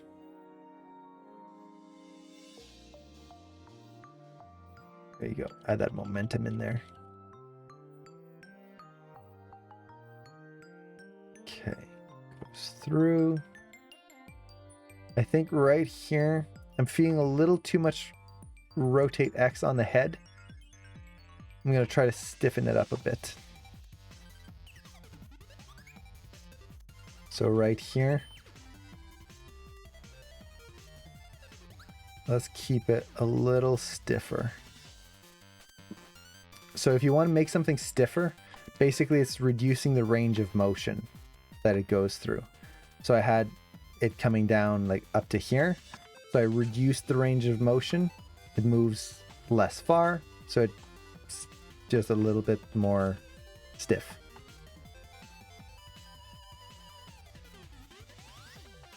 Now here you can definitely see that I changed a lot right there compared to my old curve. But I like this. If I don't have this in place, what I lose is that whole like arc of the nose, and I don't feel like that is actually taking away from what I have. But once again, I could reduce that range of motion. So I'm just going to take this and scale down the curves. I still get the same kind of general idea, but now the head isn't doing this big kind of bob and weave. It's a little bit more subtle.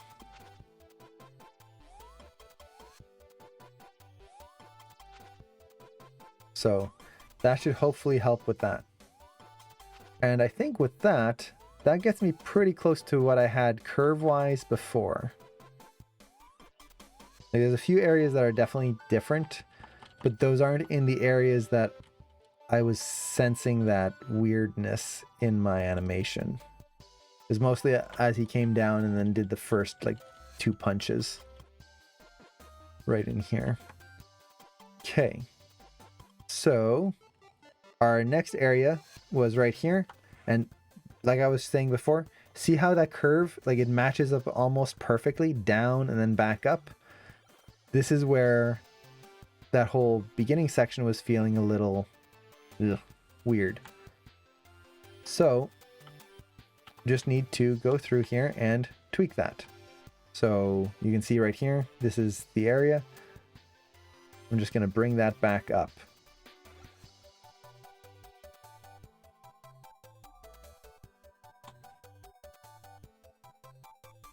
And there you go. Already that, see how that arc is now different going up and down? It kind of rounds it out. So the first arc is bigger, kind of steeper curve. And then as it comes up, it doesn't just match that same arc.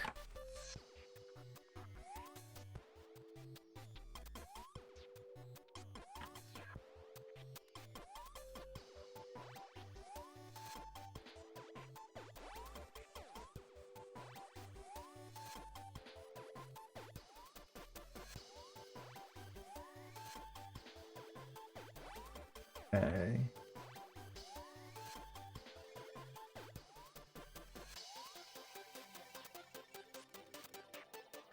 There we go. I think I could maybe try to exaggerate it even more.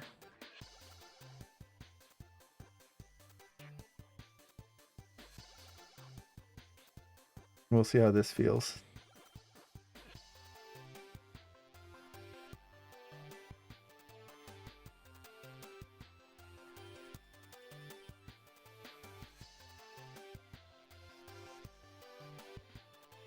No.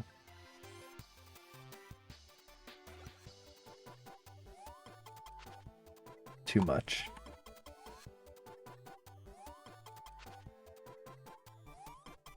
I think that's pretty good.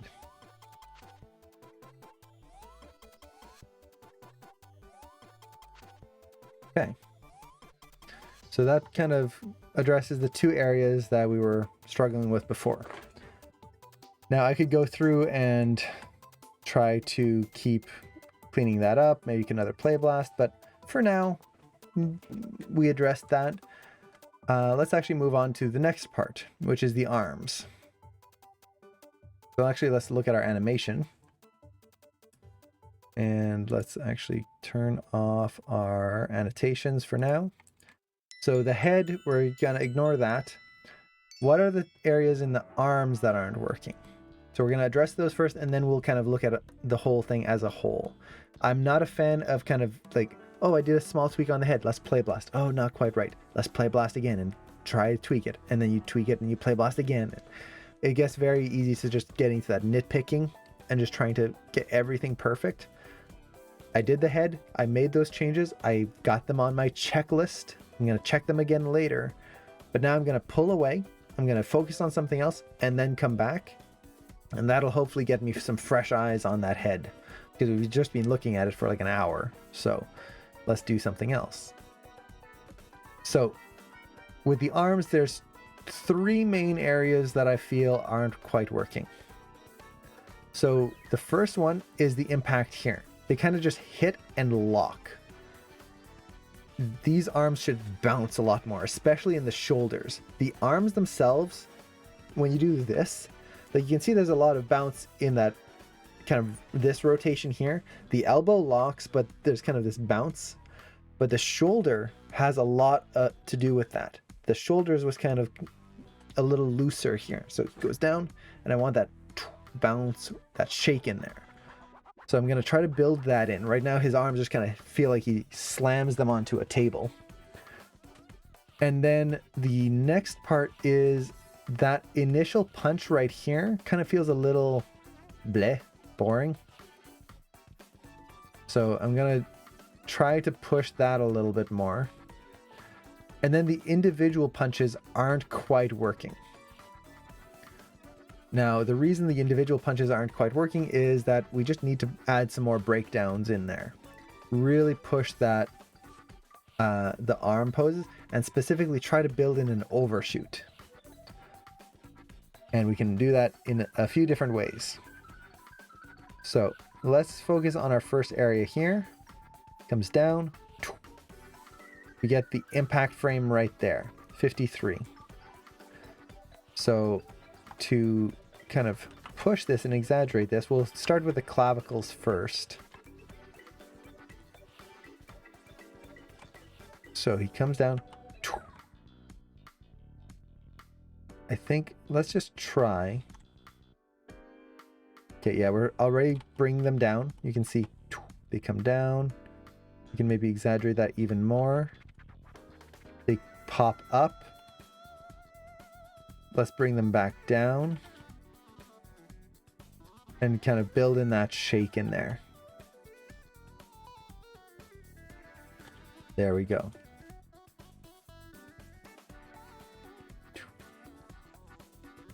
So I feel like this arm works pretty well. I think maybe I pushed it a little too far. Let's kind of bring that back a little bit more.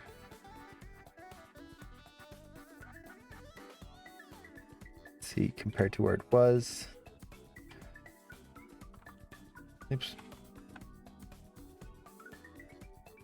I think I can maybe bring this whole thing up just a little bit.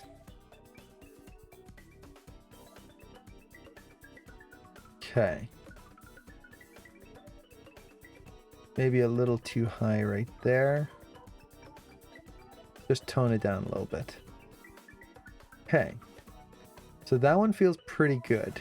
We get that shaking feeling in there. I think I can maybe push this up higher here. So it kind of bounces up and then kind of arcs a little bit more.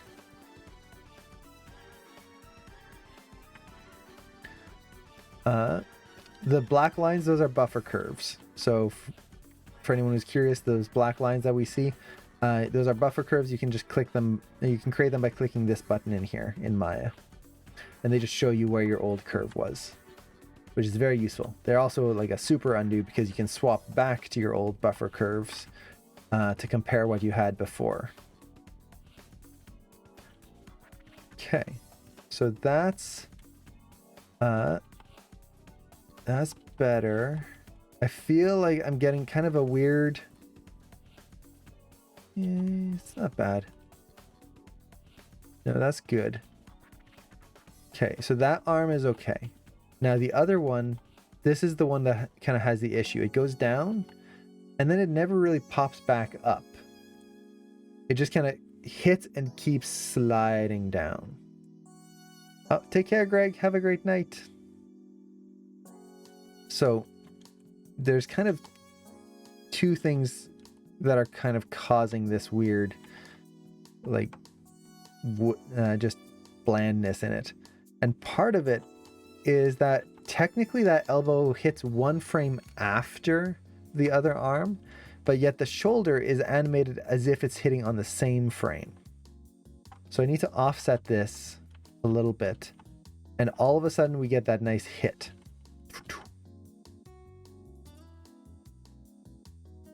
And then I'm going to lower this so we can kind of feel it a little bit more. Too much.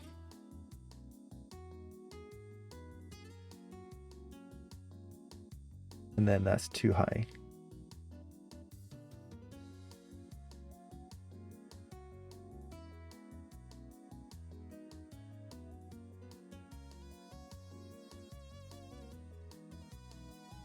So something like this. Now we get that hit, and we can feel the shake in both arms. That's what I want. I want that nice weight in there. It might be a little too much, but at least I can tone it down later. The next thing I want, rotate X. Oh no, I'm getting gimbal lock. Okay. So this is going to make it even trickier. I want to have the arms, as they hit down, there should be a little kind of bounce back in the arm itself. So it comes down. And then here, let's raise it up a little bit more. No, actually, that arm is fine. But this one, because we can see it so well in silhouette, if you look at the line right there, what's happening is it's not changing. So what I'm going to try to do is just see a visual change in here. It comes down. Let's kind of bring this back up a little bit, so we feel that angle change right in there. We'll bring this lower. And now as it comes up, we get that ever so slight visual change in the arc of the arm. Or I should say that line of the arm. Okay. There we go. So that's that section done. Just a little bit of tweaking just to get a little bit more refinement in there. Now here, this elbow just feels a little weak. I did that by design so that it would make the other punches a little stronger. But we can exaggerate a little bit more. Just because it has to be weaker than the others doesn't have to mean it's boring. So there's going to be a few things that can help us with that. And this is going to also apply to the other punches. The biggest one is going to be overshoot. When you hit something hard, for example, if I put my arm out, it doesn't just go duk and then back. There's this kind of shake. You can see how my arm kind of, the elbow overextends and then settles. So like that. It stops with a slight bend. But for like a frame, you see that like overextension of the arm. That's what I need to get in here. So this is just adding some extra breakdowns. I want to ease that arm out a little bit more right here. So even though it's still easing, we get that nice snap. And then on the impact frame, I'm going to overextend it. Not too far or else it'll feel broken. and then bring it back in one frame to a more natural state.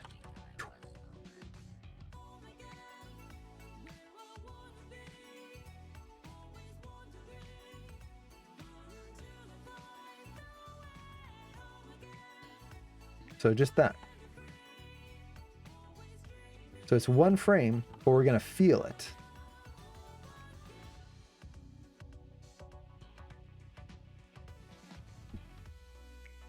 So just that. Boom. And it's going to be a little visual pop, but that should add a lot more strength to that punch. And it's just trying to capture that same thing that happens in real life. That you can see it. Even if I try to keep my arm straight, you see how there's that little shake in the arm where it kind of goes over and then back? That's all we're doing. So even here, like on the impact, I could even do, like again, try it yourself. When I do that, my shoulder, I feel kind of like a hit in the shoulder. So I could take it. So we'll set a key on the frame before, frame after, and on the actual impact frame, I could take that clavicle and just kind of like nudge it up a little bit. So we kind of get that, and you feel it in the whole shoulder area. Okay. So that's that punch there. Now, what about the other punches? Same thing. Basically what's happening, what's making the punches not read well, is that when you're doing fast actions like this, we have to take control of a lot of it. If the computer does almost anything, it's just going to kill the sense of believability in the punches. So we're going to be animating on ones for a lot of this. So let's take this punch here, for example. We've got this much more powerful punch. And once again, it comes in and it just kind of it locks like this. If you're punching hard and you're just stopping with your elbow like straight, you're losing that nice little kick in there, that extra little energy that you could put in there. So that's what we're going to try to do. So we're going to go on this frame and overextend it like we did before. But the other thing that's happening is the moment after the punch. So 79 right now is our kind of extension, the extreme of the punch. And the very next frame, the arm is starting to come back in. It's just punch, just sucking back in. We need to hold that out there a little bit more. So it punches, holds, snaps back. So that's going to be the two things that we're going to try to do here. So let's actually create the hold a little bit more here first. So we'll kind of, this is where drawing things out can be very helpful. So let's actually just use this, and I'm going to draw out where my arm was. So this is the extension right there. And then here you can see how far it's kind of dropping. Well, because I drew it out, I can just match it now. Kind of get back to where it was approximately. So now we get that punch and it basically holds in place a little bit. So punch, hold, and then come back. And then as it comes back, let's break that down so that we feel the elbow leading and the shoulder leading, but the wrist kind of tries to stay in place. And then even here, let's point that wrist back to where it was. So now we get this motion, just a little bit more dynamic. And we get a nice fast swoop in of the shoulder there, which we could even exaggerate a little bit more.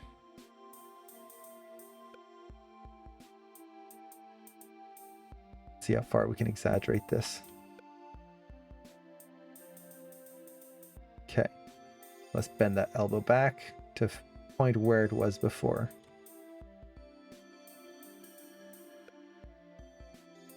And oops, I forgot a key here. So, yep. There we go. So suddenly we get that punch, it holds for a little bit and then comes back in much faster. That's going to make it feel stronger. But we still need to get the overextension. So let's do that. And let's get rid of the drawing here. There we go. So for the overextension, we're just going to do the same thing we did before. Straighten the arm. Push a little bit more of the clavicle. Just a little, so we can feel a bounce in there. And I'm just going to kind of go between these two frames and try to match up what I had. I should have actually kept the drawing. That would have been a smart thing to do. Oops, wrong frame. Make sure you're on the correct frame as you're doing this. So I want this kind of like bounce in there. So we feel that arm kind of bounce up there. Okay, so that basically is it. But what if we want to push it more? What if we really want to make this punch just feel a little bit stronger? Well, on the overextension, what we could do is a couple of things. And this depends on how cartoony you want to go. I could stretch the arm. So now not only am I overextending, let's actually make sure I keep the stretch on the frames before as well. Now not only am I overextending, but on that one frame, the arm is actually longer than it should be. Like we could do something like this. And you don't notice when it plays at speed, you're not going to see it. But you're going to feel it, that kind of springiness to the arm. So I could add a little stretch in there. The other thing, and these are more polishy notes, but I want to address these now just because it's going to help. The other thing we can do is maybe scale up the hand. So we get whoomp. And then once again, make sure I don't go to a 0. Get a little baby hand. So now we get whoomp. And you see how you just get that weight into the fist there. And then in the next frame, it's back. You're not going to see it per se, but you're going to feel it. It's going to feel stronger. And this is actually something that, like, you see it in a lot of films, but the specific area that I learned this from was Super Mario 64. If you actually watch the animation in Super Mario 64, if anyone remembers that game, I wonder if I can actually see a video of this.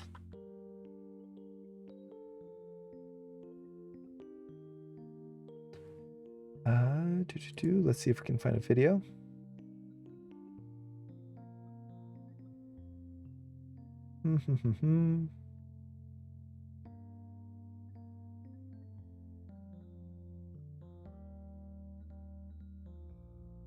No.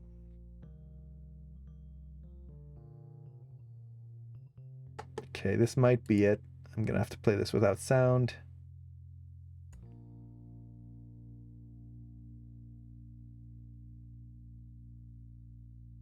Okay, that's not the video I was hoping it would be. I just want a video of the game. Okay. Well, anyway, as I'm looking for the video, let me explain it. So when you're doing an attack in Super Mario 64, if you actually watch the punches, like the fists and the feet, they actually grow. So I'm going to see it. I'm trying another video here. No, that's not it. Well, I don't want to spend too much time just hunting for a video. But especially during his kicks, you'll see that his foot kind of grows. It scales up as he punches or kicks, and it makes it feel stronger. It just makes it feel interesting. Jak and Daxter was the same thing for anyone who played that game. They would scale the arms and the limbs as they punched and attacked, and it would make the motions just feel much more dynamic. Now here I'm pulling the arm back too much. So this is too much right here. The reason I know it's too much is that it creates the feeling that both arms, or one arm stops and then the other one goes through. I want to keep that motion right through there. Okay, let's go through into the other punch here. So other punch comes through. Okay, 84 is our extreme. So once again, you can draw this out. You don't have to draw it out. It just kind of makes it easier to have a waypoint marker. Super Mario 64. I don't know why I say Mario. Super Mario 64. Super Mario 64. So right here, this punch is feeling weak because not only is it punching upwards, which is by default kind of a weaker punch when you kind of do that motion, but then it just bounces straight back down, which definitely makes it feel weaker. So as he's punching, I want to really break down the motion forward and back. So as it's going forward, especially here, what I need to do is keep that arm a little bit more kind of bent so that the fist kind of creates a straight line from here straight into that punch. That's going to make it much stronger.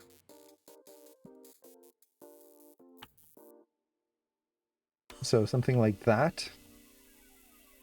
We can even bring it back a little bit. So we really favor... Let's not go too far with that. We really favor that spacing right at the end there. And maybe just bring this a little bit more forward here.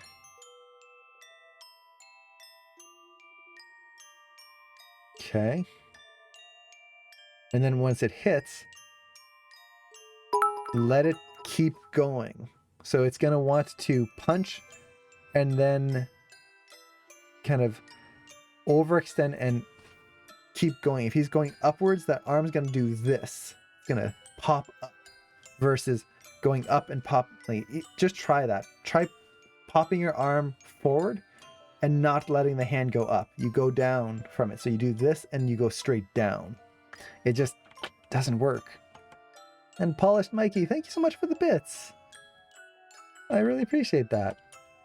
So all of a sudden, just that little change suddenly adds a lot more oomph to that punch. And then as he comes down, we'll favor that. And I want to push that arc. So the hand comes up and around and then swings through.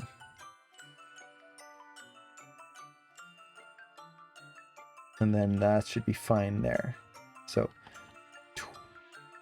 now here we're starting to get a little bit of a meh arc in the arm. That's the official term, meh. I'm just going to try to push this a little bit. Drag that back so that the fist kind of points back to where it was before. And then I can maybe add a little overshoot. Something like that.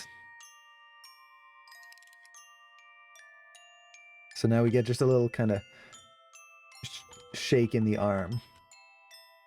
Oh, too much. See how I've ruined the arc? It just drops right there. So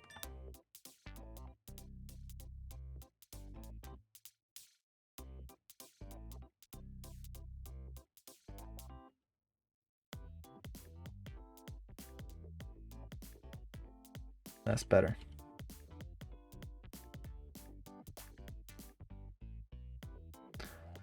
So the reason I'm having to do this weird curve is I think I've got an arc issue from the front here. Yeah, there's something going on there, but that's fine as long as it looks good from here and it's not too bad from there. We're good. Okay, so once again, now that we've got the frames on either side, let's get that punch itself feeling a little stronger. So I can overextend the elbow just a little bit. We're going to line the arm back up with the punch. Add a little bit of clavicle. So we get that kind of shake of the shoulder going through. If I can't get it to be with the rotations, I could even just rotate it a little bit.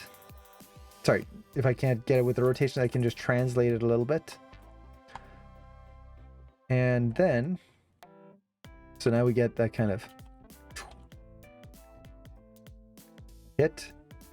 And then on this frame, I'm just going to use a little arm stretch, just a little, and then scale up the hand. And you could go quite a ways with this. Now that's a little too much. But essentially what you want is you want to feel it and not see it. So if I did something like that, you definitely see it. But if I just go enough, you're not even going to notice that the hand stretches at speed. Or sorry, that the hand scales. So we do that. And then, so we've got punch, punch. Now we've got the last one here. Let's get that through here.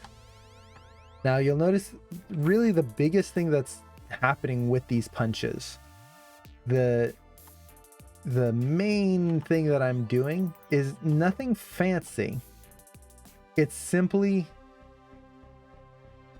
pushing the breakdowns. That's what it is. It's essentially just going through my keys, making sure that my arcs are working the way I want, and that I am thinking through how one pose will flow into the next. So for example, here I'm watching that elbow here, and I'm just trying to drag it back just a little bit more. That's a little too much right there. It pops back.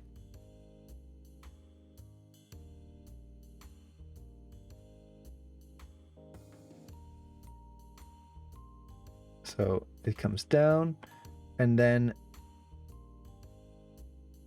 just a little bit more drag there. So it goes, and you feel that drag of the elbow as it comes through. That way we really feel the shoulder leading the action.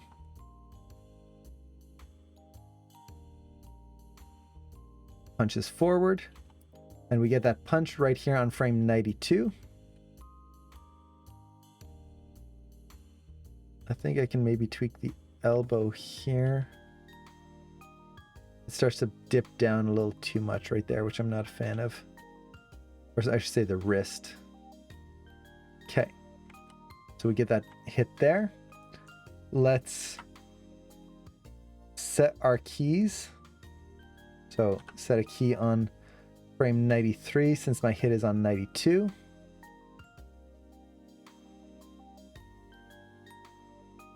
And how do I want to do this?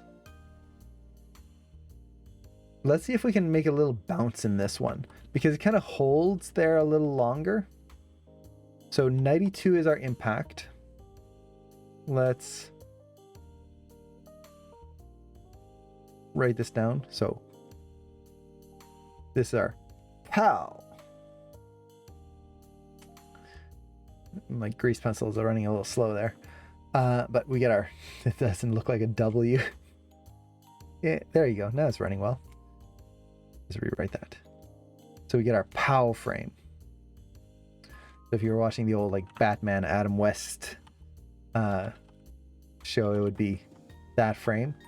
And then the rest, we want it to kind of shake a little bit. And then maybe pull back afterwards. So let's do this. And the other times I kind of animated it. So I animated the beginning and then the end and then the punch. We can kind of zigzag through this. We don't have to do it in any specific way. So I can go here. Let's animate the punch. So on this frame, we'll extend the arm. Let's stretch the arm as well. Scale the hand. So we go pow. And then it resets. And what we're going to do on the reset is kind of let everything come in a little bit more. So the shoulder is going to come back. Oh, now you do pow. Comes back, and then it'll go back forward afterwards. So make sure I actually have the right control there. That'll help. The ear control won't make much of a difference in this case. Okay, so let's set a key here and a key here. So punch. His shoulder goes forward. Then it comes back. And then we'll have it go forward again just a little bit. So we get a little bit of kind of shake in there. So forward. Then up. And then back.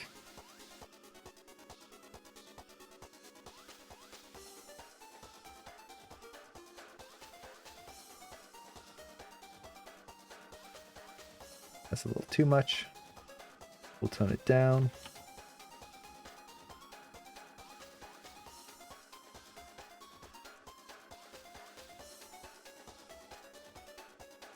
Okay, tone that down. And then my rotate Z is not really bouncing here. So let's try to build in that bounce. Then it comes back up. And then back down.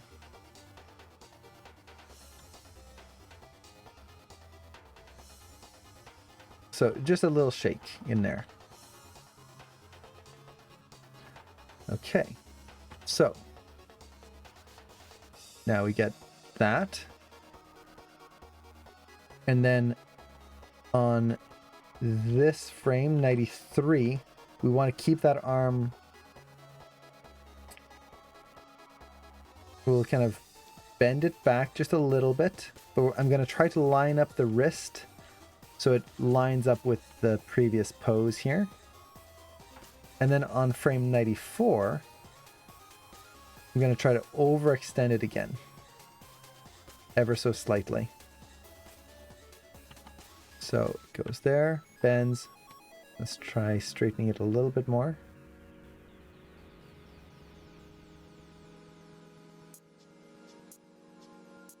I think the camera angle is not...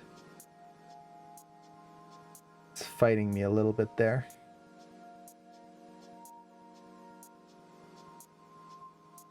Let's bend this a little bit more here.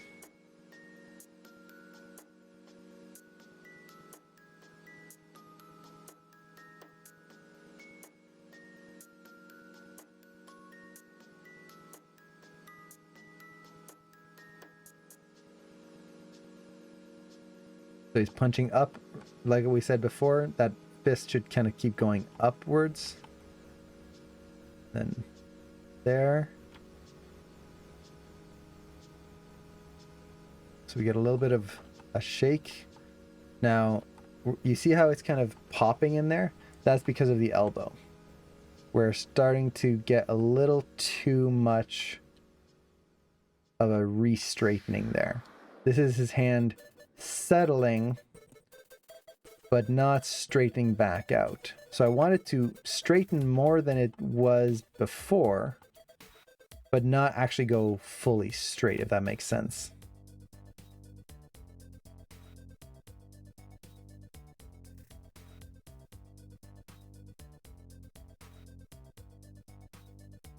Then make sure that it doesn't lock in place either. Now, the way I can do that is I can just use a little arm stretch right here to get a little kind of shake in there.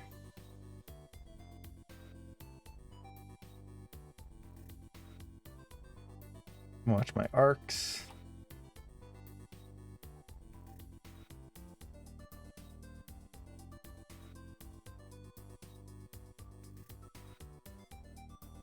So I'm trying to build in a stagger here.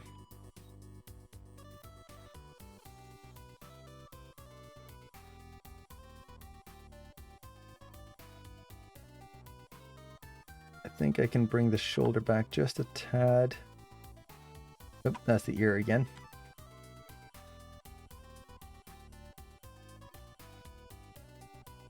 Let's bring the shoulder back just a bit more.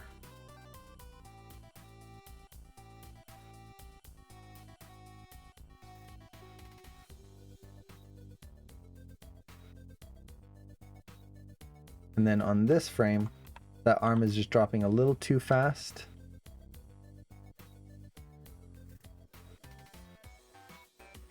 So I'm going to just ease that elbow back up.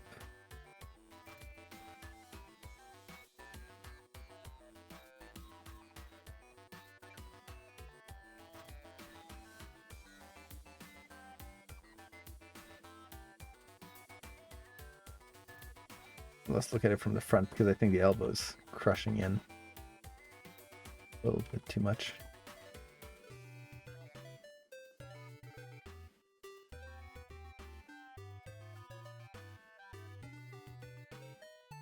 Okay, so here I just need to watch my silhouette of the hands. There we go. Now it comes through. Down, push that arc. There we go.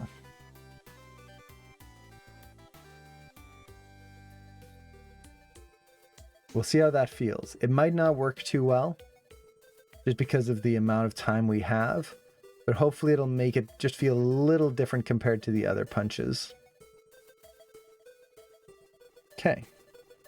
So that's the punches. Like, not too much. At this point, the rest is kind of polishy elements where we want to go and track all our arcs, make sure that all those things are kind of working properly. But aside from that, we've got the punches in. I'm just going to try to straighten the hand out here just to make that a little stronger so we can kind of feel the curve, the curl in afterwards.